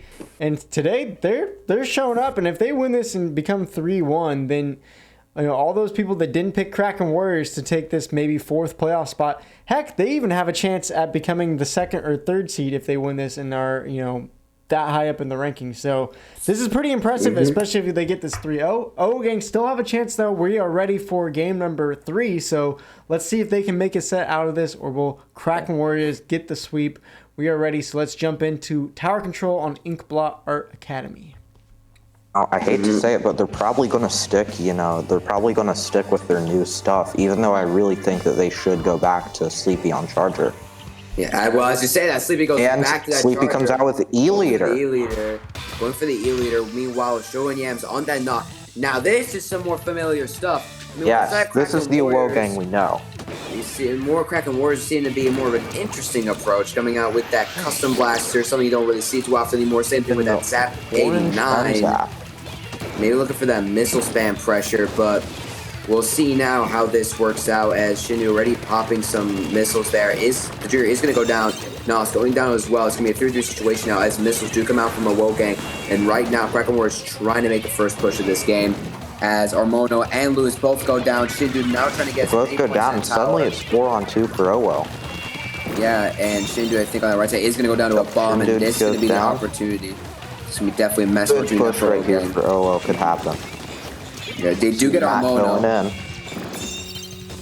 Lewis here on this Nautilus with Vicario on the bats there. They are going to get Shogun, which is going to be one pick. You know, Matt here with these missiles. Maybe I'm going to pop missiles first before going back in. Backs They up. do get past the Pops his missiles. They do have the checkpoint there. Vicario overextending a little bit, going down. Right now, 2 pushing mid, while the rest are kind of just pushing in the tower. Again, 2 down. Yeah, Lewis had his Inkjet Twitter. Definitely. And we see now Shindu with that missile is going to pop those, and maybe looking to try get into Owo's face and get those picks. They're looking to pick off Carlos. They do get Carlos, and now looking to pick up Matt as well. And then you can see Sleepy overextending, unfortunately, down in this mid. He does go down. That is 3 down now for a Woe Gang. And right now, Ancient does come out from Lewis as well, with missiles at the ready by Shindu. And right now, definitely a lot closer than last time. Yeah, don't you think so? Yeah. I think Sleepy was stuck in squeezer mode, and they overextended. Yeah, as we see now, unfortunately, Kraken Warriors now getting their own push. Blaster goes down. Getting 1, Armono getting 2, is going to go down to the final to Kalos. And Kalos going to go down as well. That is a 3-down situation, almost a wipe. Matt here going to go on his own. Maybe should look make a hero play, but does go down himself. Doesn't mean delayed wipe, and right now, Wogan really on the back pedal here, and is going to have to look for some really close pick. Still going to go in, not going to get anything done there. Armono picked off 3 down. Only Junior now on the side of Kraken Warriors, and this might be the opportunity that Owl Gang needs to get out, get control. As the Vicario with the Shark is going to get 1 though, and it gets 2 actually. And Whoa! Control for Kraken Double by Warriors. Vicario. Right now, Shams, what do you think that Owl Gang needs to do to, actually push and get back out from this backed up situation at the ring still? Yeah, I feel like OL Gang, at this point, it might kind of just be over for them, because they really messed up when Matt went in to make that hero play. And, Matt, he kind of fed there, and that led to, Shogun, he also had in a bad position. Now you can see we're going to see a KO here, and that's KO, and that is 3-0 for Kraken Warriors.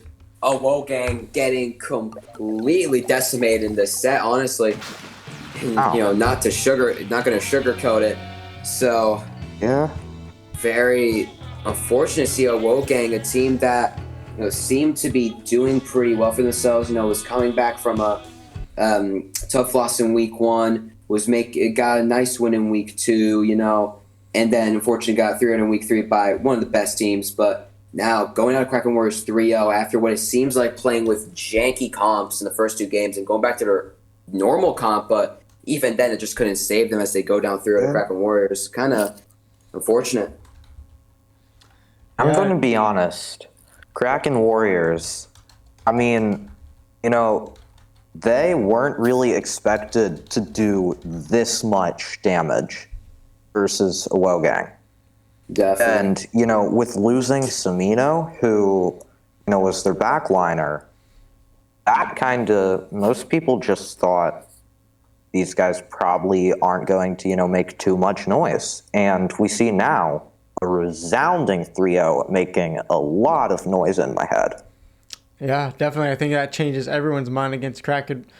For Kraken Warriors, who were barely 2-1 record, now a 3-1 record with a 3 over OO. I'm thinking, wow, they have a great shot at making playoffs, taking that 4th seed. Or heck, they're even tied with West Broadway Grillers right now at 3-1. And so it's kind of crazy to think of where Kraken Warriors have been. And their one loss was, who did we say they lost to, right? They lost to West Broadway. So they would lose that tiebreaker and still be in 3rd seed right now. But I do think it is an impressive victory for them, and congrats to them. Meanwhile, Zach, your team OO Gang, what's up with them, man? No, guys, we've talked about this week after week. Okay, they're just playing up there that they aren't that good of a team. They're trying to make you believe that. Okay. Especially going into this next game, that they're going to take it all home. Not worried about it, guys. Getting 3-0'd is just a ploy. It's just a ploy. Listen. I'm gonna be honest with you, Zach. Right? I had hope in them, right? Going into this match because I saw, they went down to West Broadway last week. That's not a bad thing. Then, they won their week 2 matchup against regular gamers. But honestly, I'm starting to think, regular gamers that week, that was their off roster.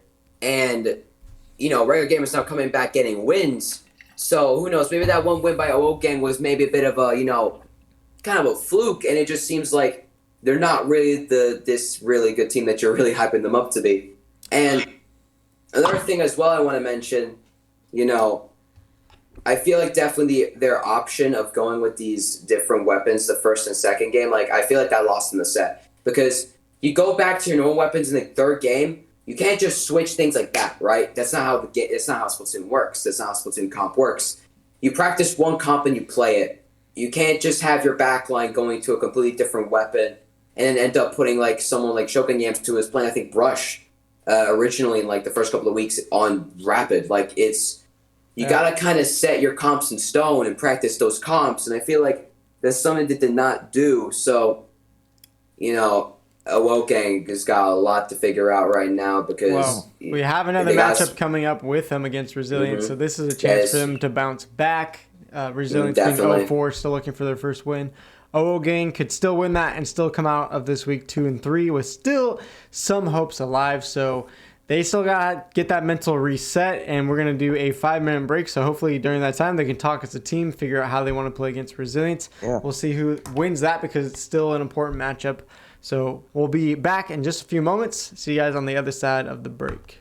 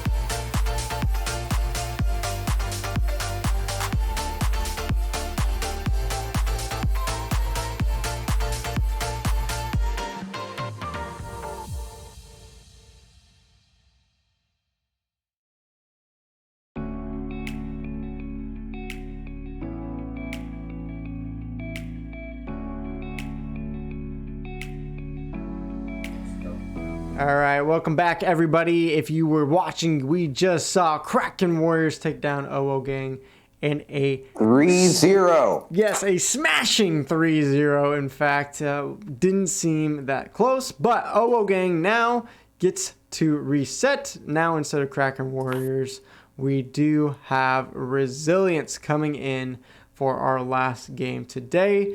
So let's go over to the team talk. Since we've already seen OO Gang, IPS, we have Resilience, is Daybreak, Ocarbon, Hydra, Pan, Julian, Para, 003, and Rosie. They have not yet to pick up a win, unfortunately, so far this season. But what do you think they need to do to maybe improve and see if they can pick up a win here today? You know, unfortunately for Resilience today is that what I think Daybreak is not playing, which is a bit tough for them since it is one of their better players. So it's going to be a bit tough for them, I think. But hopefully we will see that they can play without Daybreak and that maybe, you know, it isn't just him that's their whole backbone of the team, because it would be pretty tough for them if they do not really know how to play without Daybreak as being an 0-4 team, because they definitely need to get this win to at least have some kind of hope this season. Or in general, just, you know, get a win to just show, you know, not go 0-8, because that isn't the best situation. But, Right. yeah. Yeah. So we'll see what they can pull off today. Both teams looking for some wins here today. It is going to be a battle for some pride here, and potentially, you know, they're not mathematically eliminated from playoffs. It would be very difficult for them to make it. Both of them would need giant runs. I mean, OO Gang a little bit closer now than Resilience, just because they have the 1-3 record. But if Resilience wins, then they're tied both at 1 and 1-4. So it could be a tie here at the bottom of the standings if Resilience wins here. So I don't know. I'll turn it over to you, Shams, as we look at the stats for this last matchup of today. Yeah. Who are you taking? I'm taking OO Gang because that last set, that's a wake-up call for him, saying, hey, we need to get back to our old stuff. None of this sleepy messing around with squeezer stuff. We need to be prime OO Gang, especially because if Resilience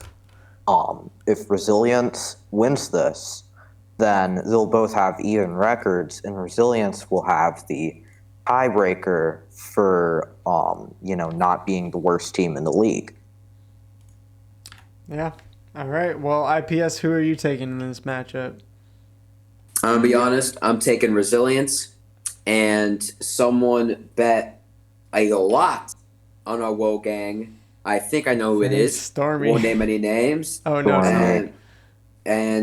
So I'm going to put in a tiny little bit in Resilience so I can make some big bank here, because I am actually pretty sure, even without Daybreak, I think they can take the win against a WoW Gang here, because WoW Gang is definitely shaken up, and I don't know if they can recover from that, from the way they've been playing today. All right. Well, Zach, we'll turn it over to Zach to pick the next team. I accidentally put my points on Resilience, so That works. But you might be right about the whole picking the less pick side. I think OO Gang obviously has this in the bag, and if they don't, there's good reason. Oh my gosh. All right. Well, I don't know about that, but I am interested to see how Resilience will perform today. A little heartbreaking last week where they actually took down Kraken Warriors 3-0, but determined that they had too much lag going on and they had to replay, and it's unfortunately losing in that game 5. So Resilience did show up last week. I think they can play well. They can match OO Gang, I think, pretty closely. So I think this could be even potentially one of those 5-game sets. We'll see. We are ready for game number 1. So we're going to turn it over to IPS and Shams. Take us away for game number 1 between OO Gang and Resilience. Let's do this. Right, so here we are now, going into Clampwood Sturgeon Shipyard. We're about to see their comp. Shams. Tell us about their weapons right here, real quick. All right, so you can see that we still have Sleepy on the squeezer, and that does kind of scare me. And you can see with the new VO that they do enjoy having the beacons there. I feel like that Matt and Kalos, they're going to really try and utilize those beacons. And those beacons can definitely help them get a quick score here. Yeah, definitely. The Archer maybe going back to more of their usual comps, and we do see a sub coming in for Resilience, a Switcher player named Para, so this is going to be definitely a bit new to see. And already kind of they got 2 down there. Miss coming out from Carbine as well, and this might be, first push might be going to Resilience here as Julian getting on this spinner here is going to get that clam in, and first push going to Resilience, Shams. You can see that the top path on Sturgeon Shipyard Clam Blitz, it's probably the easiest score in Clam Blitz ever. So while they did get the clam in, I feel like they didn't really capitalize on the push too much. And it gives Awo a chance to kind of come back, especially now that they have the pity as well.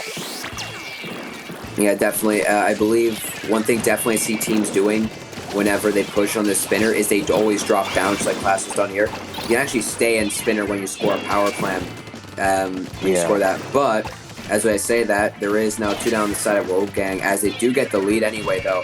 Fortunately, able to get that pity to make work with points, though. But Shogun Yams with that brush, is able to get pick on that left side, and finally the push is over.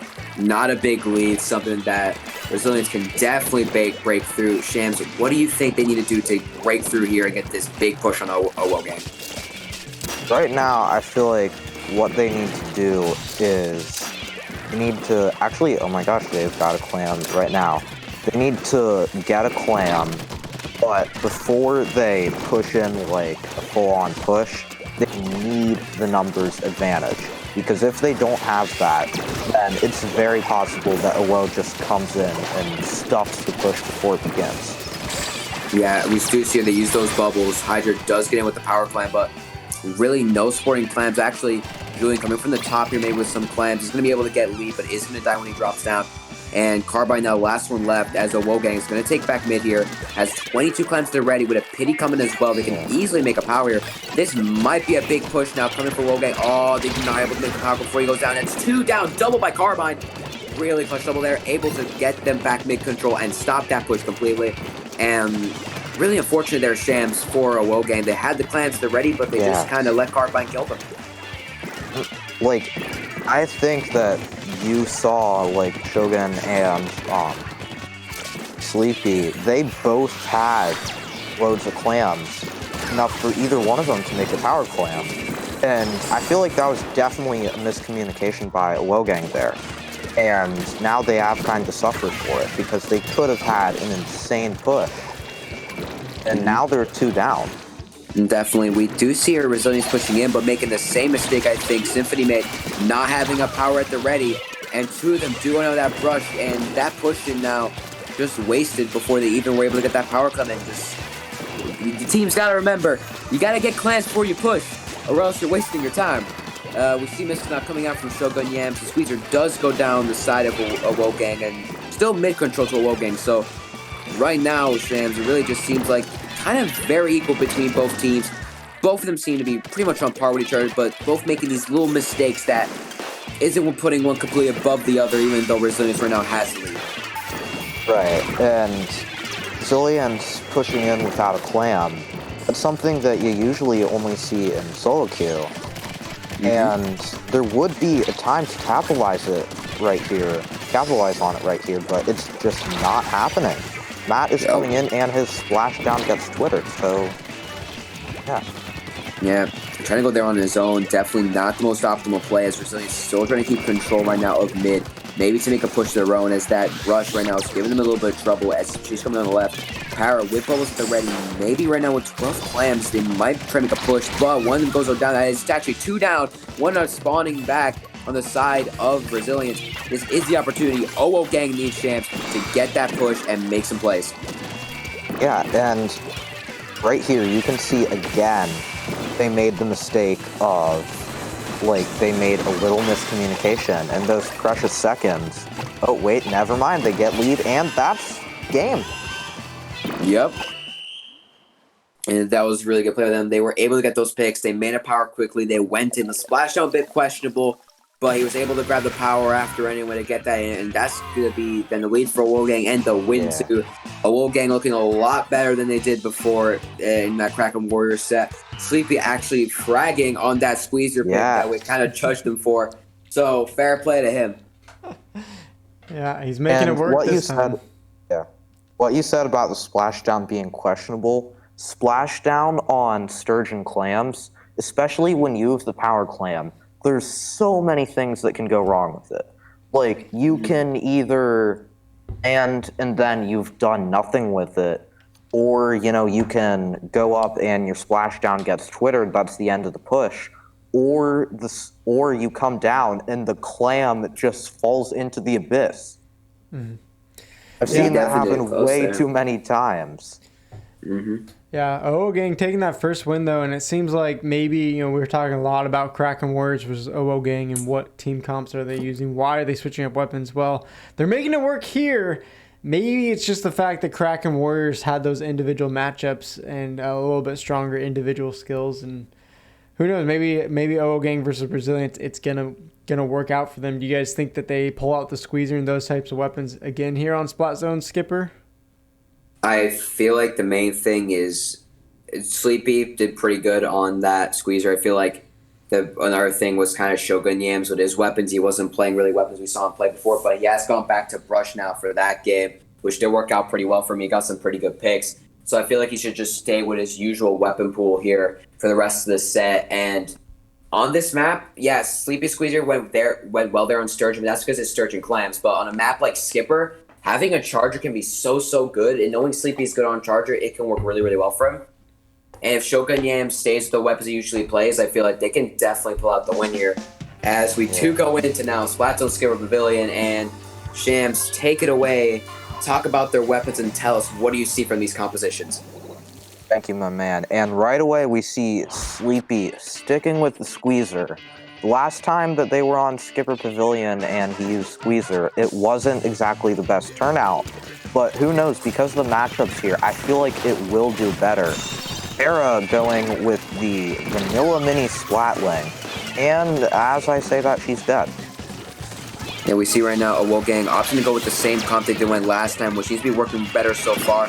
Meanwhile, we see Resilience running a bit more of a jankier comp. They do have to try the 52, but they have also Blobber, which is something that you do not see too often on this map. It is pretty good for getting those bombers and outputting that paint. But Sleepy right now, trying to push in those bubbles, is going to push in. Right now, 3v2 situation. Armor does come out for a Wolfgang, maybe looking to win this 3v2. He does get one. Matt right now looking to maybe get more, but he's just going to try to back up and Fizzy, as that Mini and Blobber are going to keep outputting paint and trying to get stuff done. As Hydra is going to die with that bomber, which is extremely unfortunate. Matt does get 10 missile, and right now, seems like a Wolfgang is keeping his control. Shams is Resilience is playing really staggered. Right, and because they are playing just so staggered, and because of the weapons like the Blobber, it is sometimes hard for them to get zone. Because we can see the matchups, Mini and Blobber, they're better matchups for Squeezer than Kraken Warriors. Although, if Mini gets into position, then it can be very hard to beat, especially since Owo does not have the backline. And we see, though, that Blobber getting a double there, and now control, with points ticking down for Resilience, as that Blobber does go down. Sleepy here close to bubbles, now having that. With the armor coming out for Wolfgang as well, this might be an opportunity for them to push. Shogun Yams going down that rapid, shredding with the try, I believe, as Sleepy here looks for an opportunity, going with bubble, splash down, coming from Matt from above, Carbine popping that booyah, looking to keep the zone, pops it down, maybe on these bubbles, and does so, looking for that pick now, maybe on Sleepy. He's going down to the bomb, but does kill Sleepy, and now it's only the Junior left on the side of Wolfgang and Shams. That is going to be a win for Resilience. Yes, it is. And even though Para died at the end there, you saw what we talked about, how Mini, if they get into a good position and a good charging rhythm, then they can definitely just wreak havoc, especially on a team with no backline. Because I used to be a mini main when I was first getting into comp, and there would be some games where there was just no stopping it. Like the outcome was determined. This was one of those games. Yeah, it seems like Resilience just able to get so much control, especially off the infamous blah blah blah blah blah blah blah. I mean, Or just blob. We can call it that too. yeah, I think it's blah blah blah blah blah blah.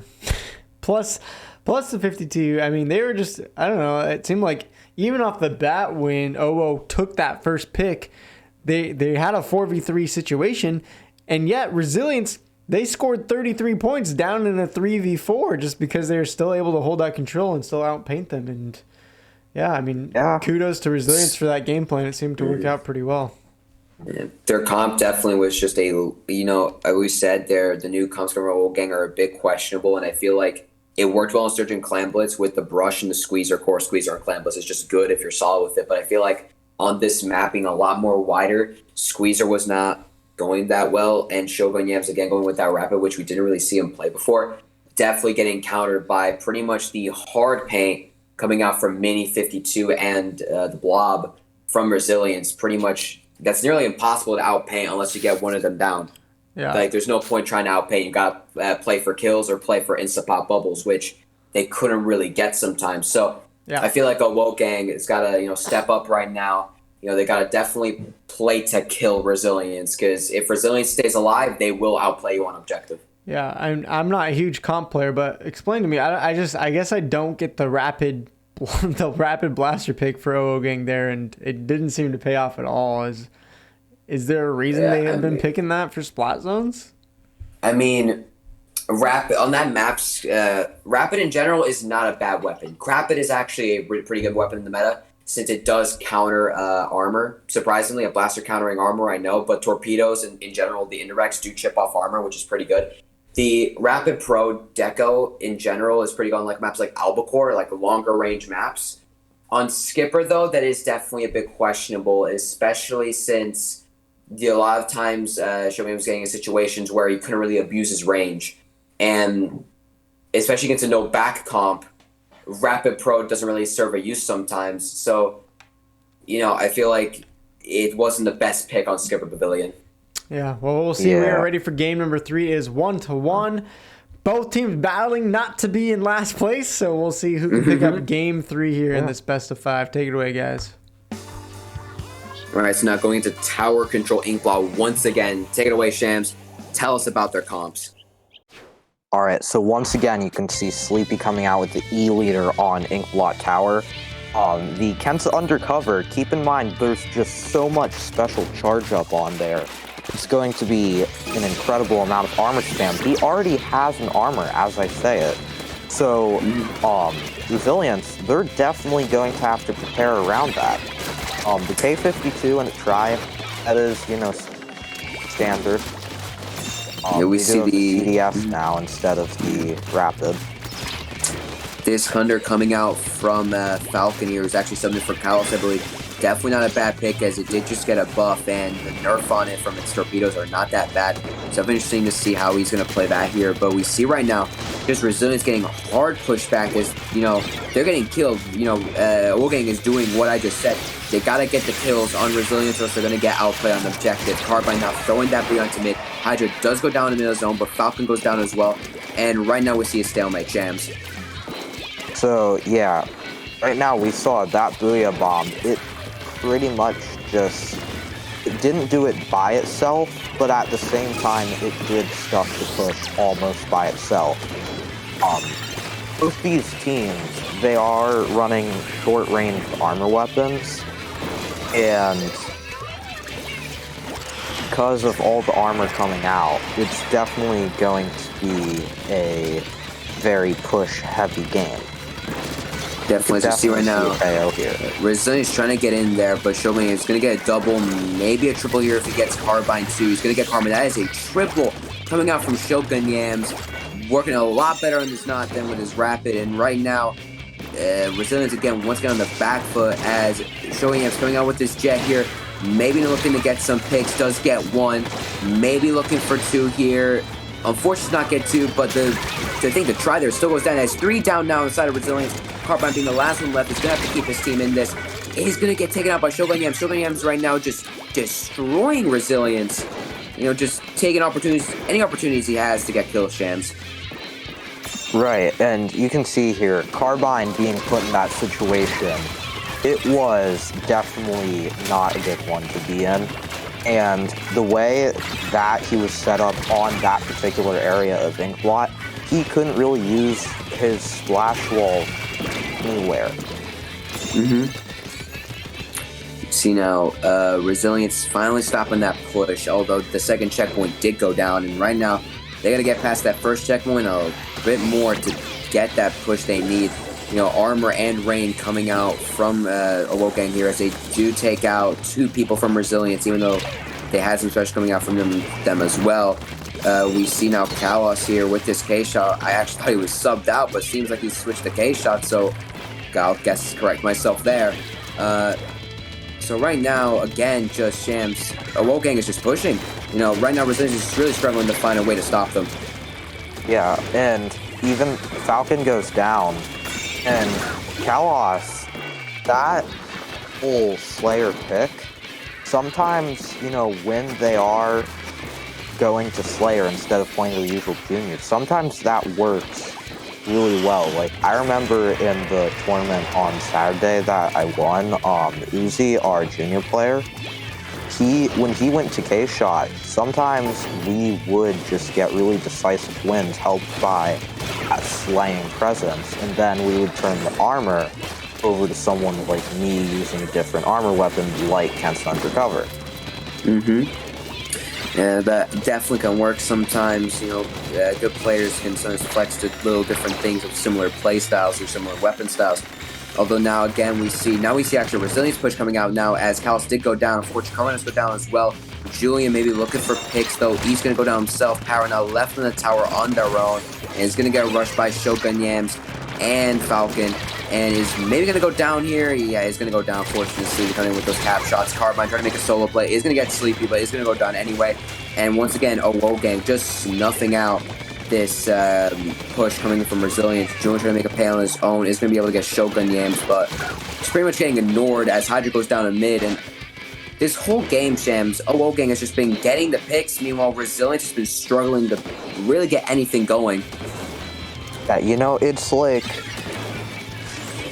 I don't actually have a metaphor for this one because Resilience is always coming so close to the good push, but they can't quite get it off, and this is going to be their last one here. Yeah, I mean, they actually could win this here if they can do that pick 4, but Shogun Yams just double down, getting the picks. That's it. Shogun Yams just holding with that knot there right in front of the tower, just taking out pretty much the whole team there with the assistance of Falcon, just ending the game completely. Just really, really unfortunate for Resilience. They really need to find a way to take out this aggro presence from Shogun Yams on this Nautilus. Yeah. Well, spicy game 3, 0-0 taking that one. They seemed pretty dominant the whole time, except for the end. I thought Resilience may have had a good shot there to win that one, but now Awogang up 2-1 in this best of 5. Guys, we're going to Rainmaker now on Mako Mart. How does Resilience push us to a game 5 here? I think the main thing is you go first. No, you go first. Okay. So I feel like what they need to do is to stifle that aggressive presence from Kalos' K-Shot, because he made such a difference there. And it kind of did feel like it was Awogang's game. We talked about earlier about how it was KW's game, and this time it just felt the other way around, like it was Awogang's game. Yeah, I mean, I think Resilience has definitely shown enough that this could be a potential Game 5 series, and it's heating up that way. I think Awogang just has the slight edge, though, IPS, in my mind. I don't know. What are you feeling here for Game 4?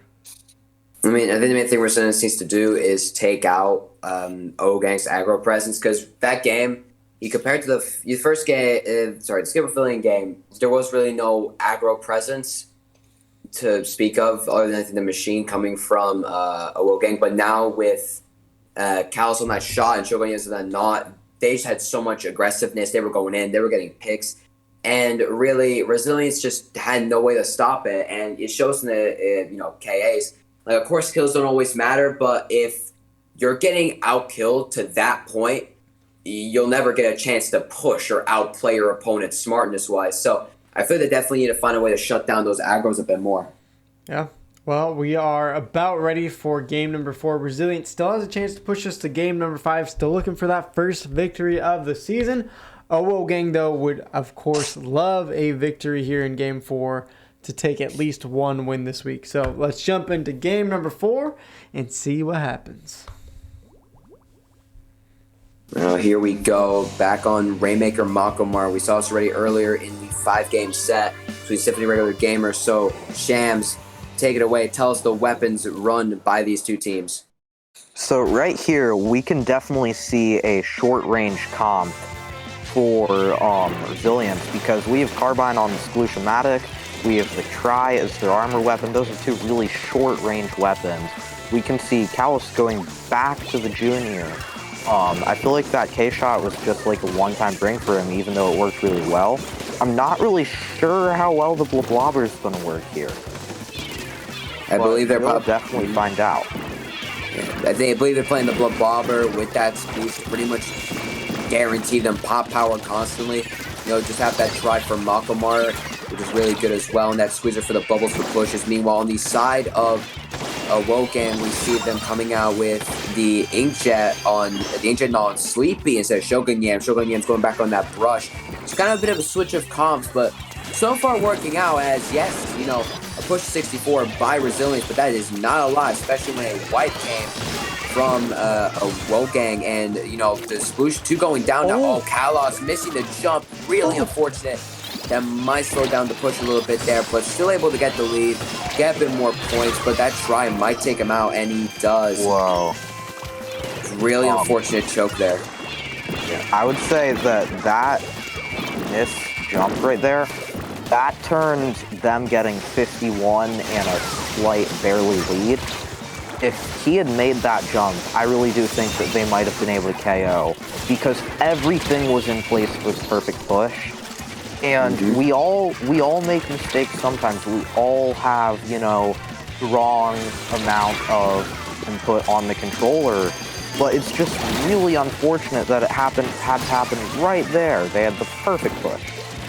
Yeah, for sure. We just see that, unfortunately, even though that choke, they just are able to stop Resilience. And also, Chance, it seems like right now, Resilience is going in, trying to make fast, quick plays, but they seem to be feeding at the same time, which is extremely unfortunate. But although I say that Hydra gets a triple there, and this is going to be the push for Resilience. They go towards the brush instead of going to their side, and they're still going to have to get the pop here. Maybe able to get the lead, not able to get the lead just by 2 points, and although still, that's actually going to be in a push. Just Shams, the very unfortunate play there by the Rainmaker went straight into the brush's path. If he'd just gone left, that actually might have been the lead for Resilience. Yeah, I feel like they definitely could have taken a commanding lead. And if they had gone left and made the jump, then there definitely would have been, a lot of parallels drawn to Kalos missing it, then Resilience getting the lead, and maybe even, locking up the lead. But instead, you have, them going right into the Octobrush, then they're a man down, and then they just all feed in to get it to 53 and don't even get lead. They gotta push left this time, which they are doing. There is already Sleepy there who gets a double, really good double there by him. Yeah. Still in that position, and push immediately stopped by that Sharking Gnaw, and Paris gonna have to jump out. Honestly, Sham, it just seems like Resilience getting wipe after wipe after wipe, and every time they leave one player that is just able to come back and get some clutch doubles, some clutch picks, and some misplay coming from him to push. Giving Owogang these opportunities to just come back and clutch everything up. Yes, you are absolutely right, IPS. As I say that, they cheese the Rainmaker Hydra cheese. Get the lead. And he gets down 3. They get the lead. The cheese play coming from IJ, as we were just talking about resilience, was choking a little bit. Wolfgang themselves do not watch that Rainmaker, and that just goes right into to get that lead.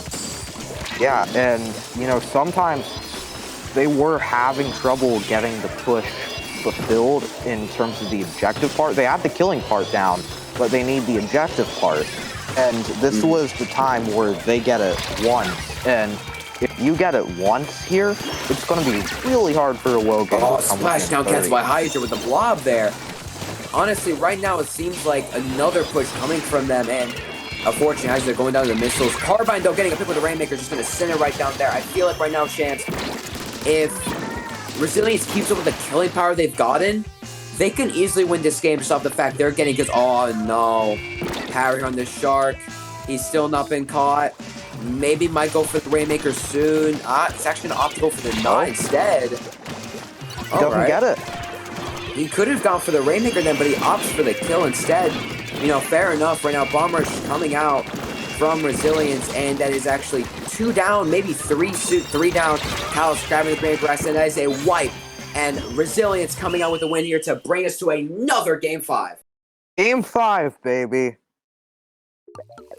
This is insane. So, Luke, what did you think of that game? Oh boy, man, that... I'm gonna be honest here, guys, that was a little painful to watch. I feel like that was a game of a comedy of errors, from missed pushes to somehow, you know, one person stopping 3 at a time, and then the cheese Rainmaker push. I mean, I know these teams are more towards the bottom of our amateur league, and it's not like they're playing terrible, but it's just these small things I feel like are definitely showing through for both teams, showing why they're not at the top of the standings right now. But heck, we got a Game 5. I'm down for that. I'm hyped for that. And so thank you to these teams. Thank you to Resilience making this a Game 5, because I'm still hyped to see what's going to happen and who's going to take this one. Yeah, but like you said about a whole comedy of errors, it was definitely, there was always just one thing off, from the missed jump to the one person left being Sleepy who got a double kill, to even at the end the Blue Blobber getting the perfect shot. It was like the push was just a giant Jenga tower, and because one block was missing, it was the equivalent of, you know, just a giant nuke coming in and destroying the tower. Oh man, well, I definitely feel like, you know, that game Resilience had a lot more kills, but they were screwing with their pushes. They actually had to win off a cheese push. But honestly, although it kind of started, like I said, it's starting to show that these teams are kind of more of that, you know, lower amateur level, because we saw their power was sharking there. I believe there was no one watching the Rainmaker from the side of a Wolfgang, and the Knot was focused on completely else. He could have snuck right in. Yeah, well, this is going to be game number 5. Zach, what do you want to say to OO Gang as the OO fanboy? I trust you guys. Trust in the process. As always, Game 5, let's go. You guys can do it. I believe. All right, well, I'm excited. This is going to be, again, this is the battle to make sure you're not in last place. Right now, OO Gang at a 1-3 record. Resilience at an 0-4. Both would love to pick up a win, if for nothing, if not for a playoff hope, at least just for pride. A lot on the line for these two teams, according to that. So we'll see who's going to pick up the win. We'll see. This is going to be Clam Blitz Piranha Pit. So game number 5, we are ready. Let's do it. Shams and IPS, one more game. Give us the best you got and take it away for us. You got it, man. Let's Clam do Blitz, this. Piranha Pit. Once again, Game 5. We saw this earlier, regular gamers versus Symphony and Shams. Take it away. Tell us the comps from both of these teams. All right, so you see right here, we do have Sleepy on the squeezer again, and that has worked out well in clams for them sometimes. We do have Kalos on the junior and the brush there. Tetras is an interesting pick, especially in clams. On the other side, we do... come in. Yeah. On the other side, we do have, a bit more of the same for Resilience, although we will have a Squeezer duel. Yeah. Resilience already here, now coming out with this first push. Carbine does go down, but the balls come out from Para as he's looking to get this thing in.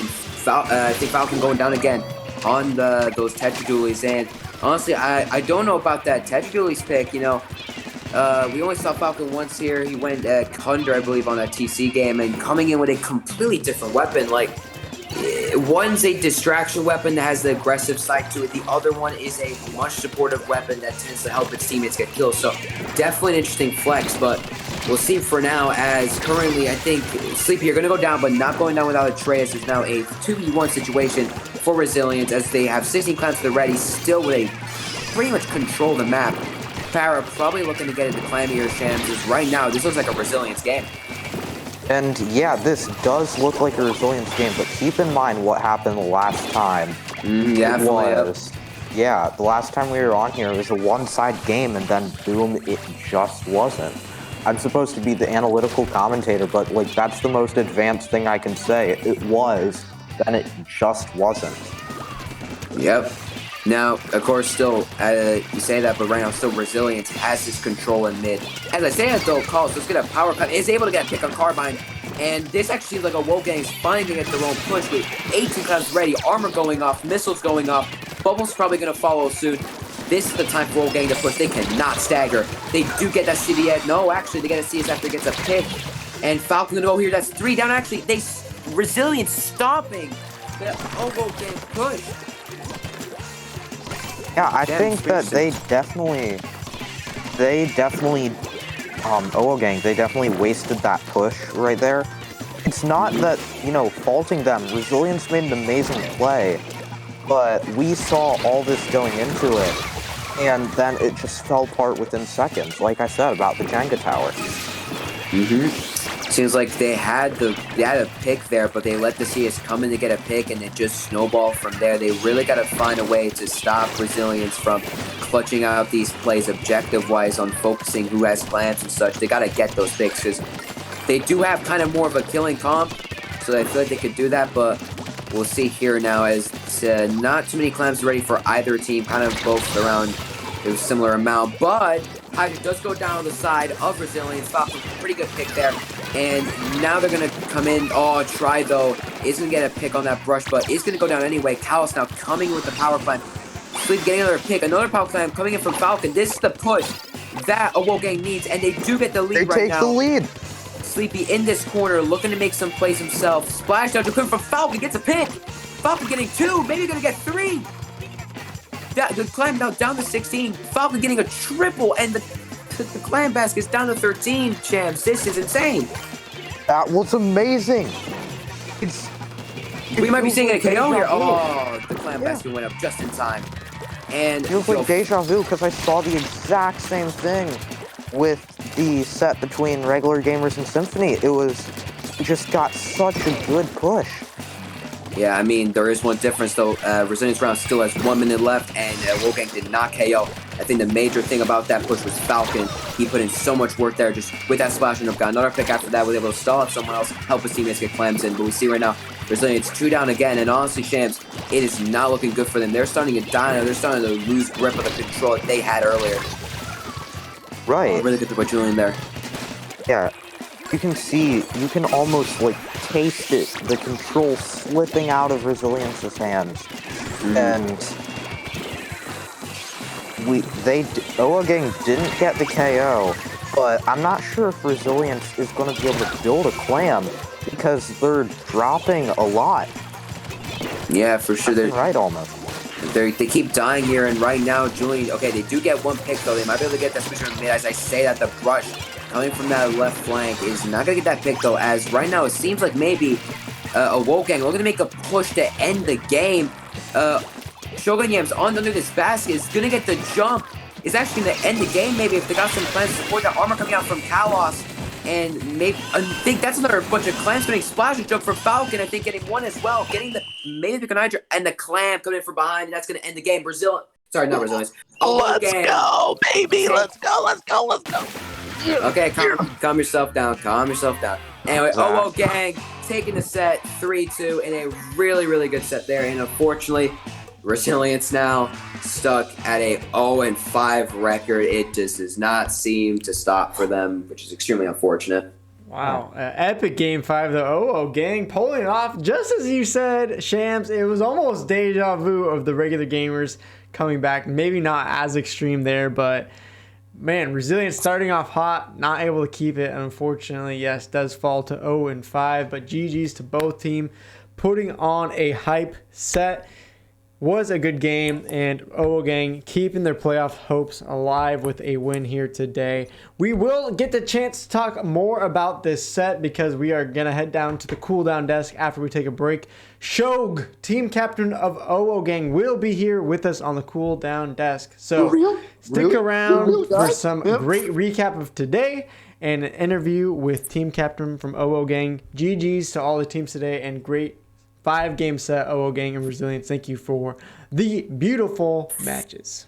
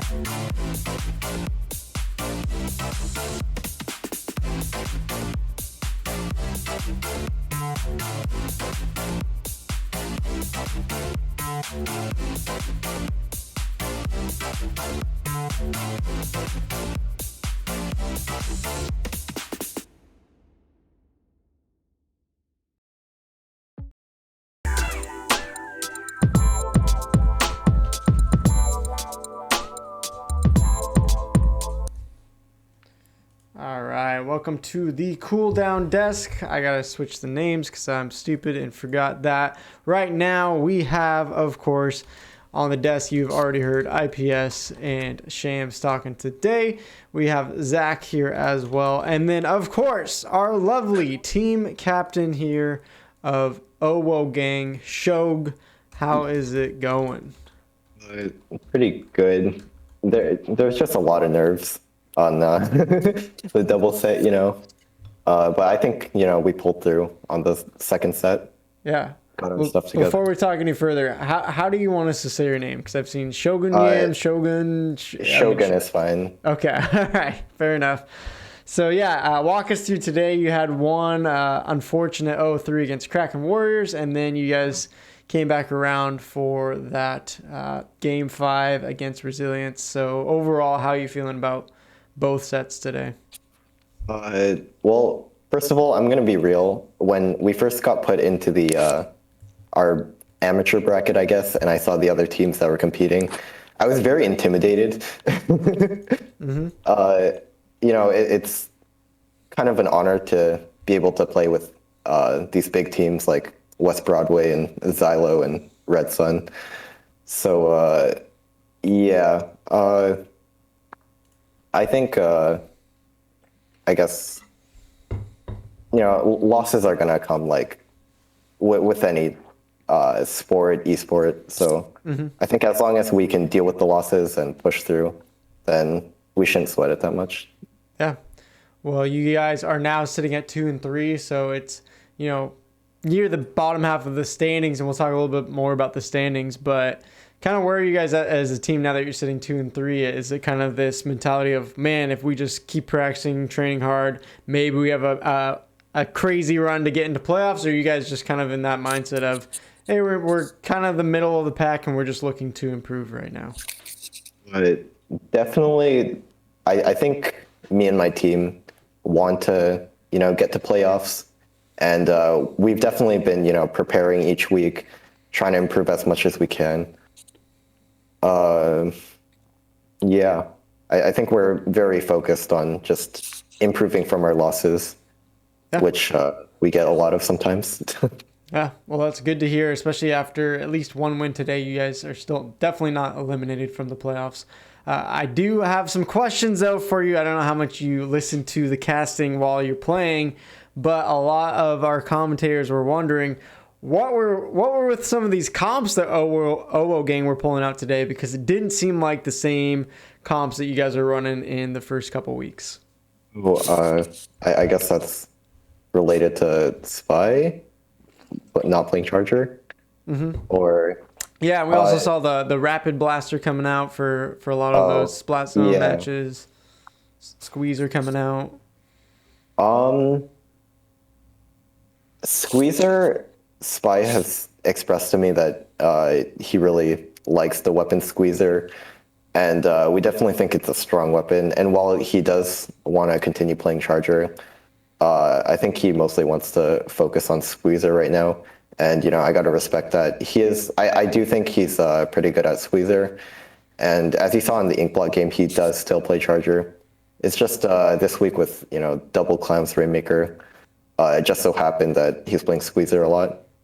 Oh, that makes sense. Fair enough. And IPS, I'm curious if you got any questions here for Shog. I mean, I wanted to ask something, right? Falcon, your Tetris player, I gotta say. For your first couple of weeks, I saw him play. He was kind of struggling a little bit, but he did. This week, the Thunder game, he wasn't the MVP, of course, because you and Kyle were fragging, but he still put in a good amount of work. And then in that Clan Blitz game, he was just going off, really good splash down jump plays. So I want to know that, did he go back, watch how he played? What did he do to improve? Because he's definitely done something. He's gotten a lot better since the start of the season. I think for Falcon, at least, I can't say 100%, of course, because I'm not him, but I think sometimes, he just has his off days or plays better than other days, but he's always been really consistent, or not maybe consistent, but he's always been pretty good at Tetras. I think this week he just I guess got his stuff together. Like for example, last week he tried picking up tent, and we tried that out for our comp, but it probably was how do I put this, a bit too soon for that, I guess. Yeah. I mean, I think one person that wants to ask questions to you is definitely Zach. So, Before Zach asks, though, I gotta ask Shogun, how does it feel to have your number one fanboy, Zach? It's an honor to have a fan. A fan. No, I'm leading the army, Shogun. Thank you. You're so welcome. Actually, I'll invite you to my server right now. Oh, good. Yeah, give me in, man. Get me in there. Okay. My question to you is, what are you planning to name your firstborn? Oh. These questions, man. You know, just for you, firstborn male, Zach. Yeah, baby, let's go. We're gonna hold you to that. We're gonna, whenever you have a kid, you're gonna come back to the WTP podcast wherever we are at. I'll phone you. We're gonna need proof. We're gonna need birth certificate photo proof. Of course. Okay. Lord. I really thought I was gonna have to pay for the birthright name, but it worked itself out. I'm not gonna lie. I thought potentially you were gonna say your first kid would be named Owo. No. It'll be funny, one though. gang. Yes. Oh boy. All right. Well, I'll give one chance, Shams, if you're still here. Any question you want to ask Shogun or know about Owo? Oh, it looks like he Shams dropped. left. Okay. No worries. Shams fortunate not here. Thank you, Shams, for commentating. Well, let's take a look at then the standings and see where we're at.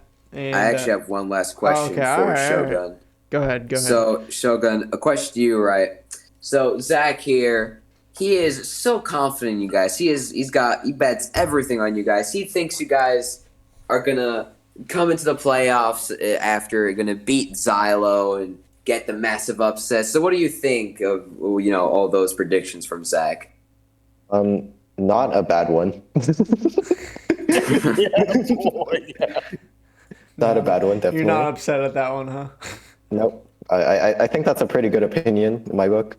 And I believe in my team. We're all about improvement. So, we'll be looking at the VOD, if not today, maybe tomorrow, and preparing for next week. Great. Well, I love to hear it. And now let's take a look at the standings, and we can all give a little commentation here. We got Xylo still undefeated 5-0. West Broadway and Redstone could not play today, but looks like they may be aiming for Thursday, so expect some great action between them. But right now, because they didn't play, West Broadway and Kraken Warriors both tied at 3-1. Redstone at 2-1. Regular Gamers moving up into 5th place, 3-2. OO Gang now 2-3. Tent 1-2. And 2 winless teams right now, Symphony and Resilience. So, IPS, I'll go to you first. Which team are you looking at that you are surprised by the record?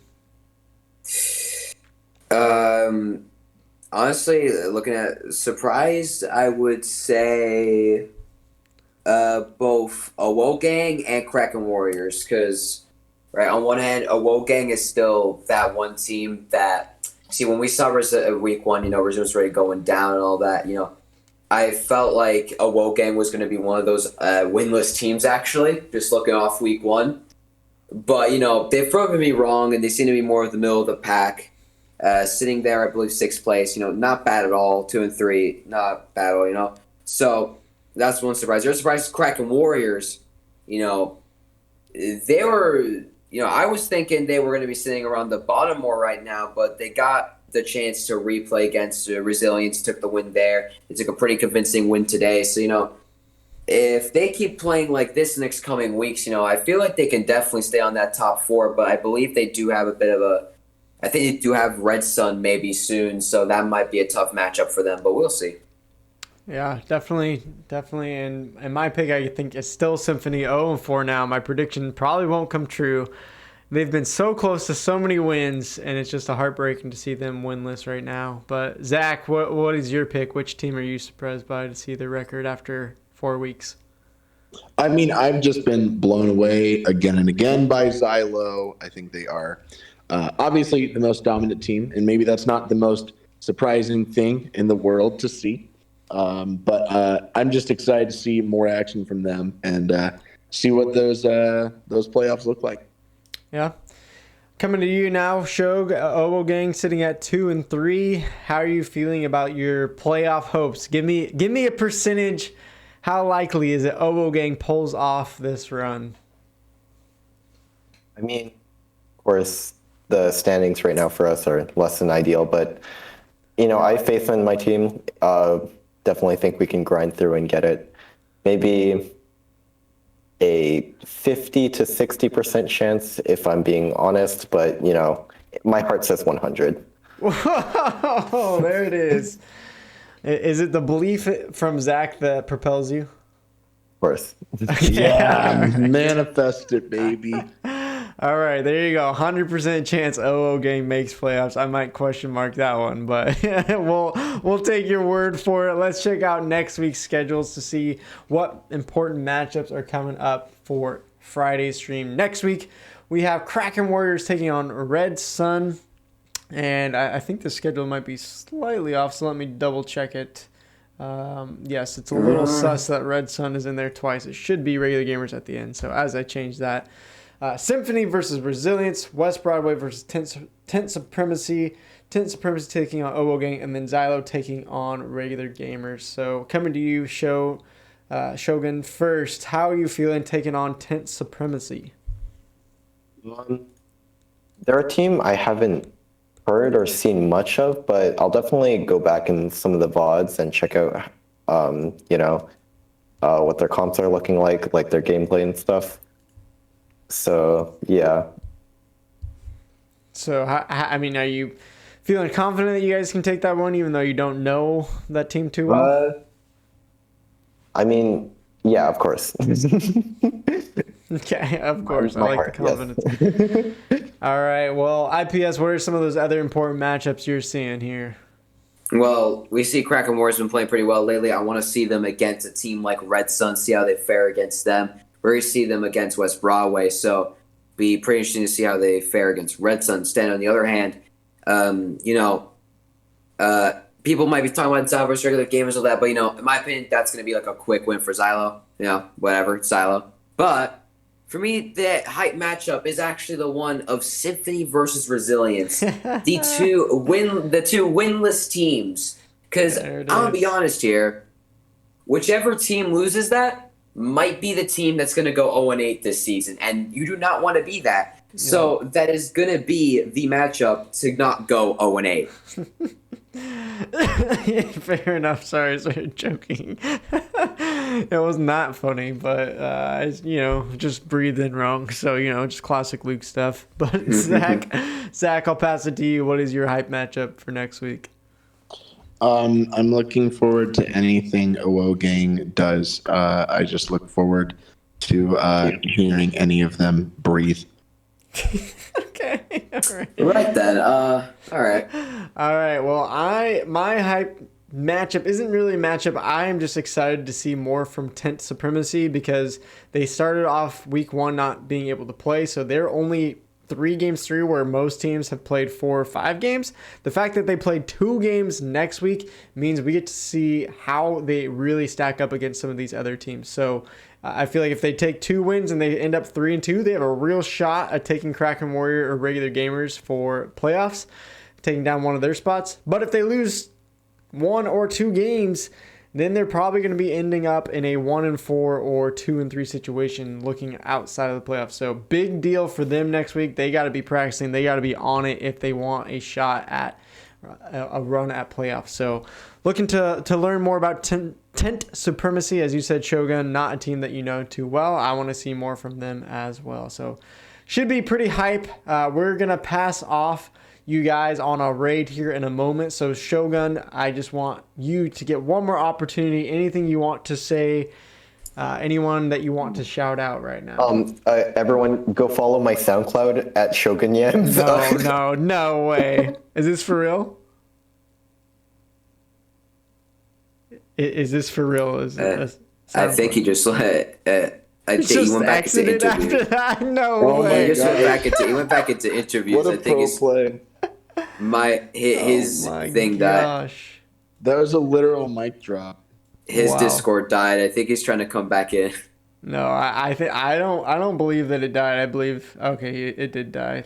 It would have been cooler if it was an actual mic drop. But all right, I'm sorry, my mic just stopped working. We all thought you just did a mic drop, and I was like, dude, that is epic. Also, big shout out to my teammates. Love you guys. And, everyone that we have and will go against in this league.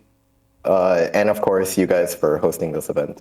Oh, of course. We love it. We love it. So thank you for bringing your team in. We are going to raid IPL Splatoon because why not? They are a great tournament organizer for Splatoon, so we should go support them, show them some love.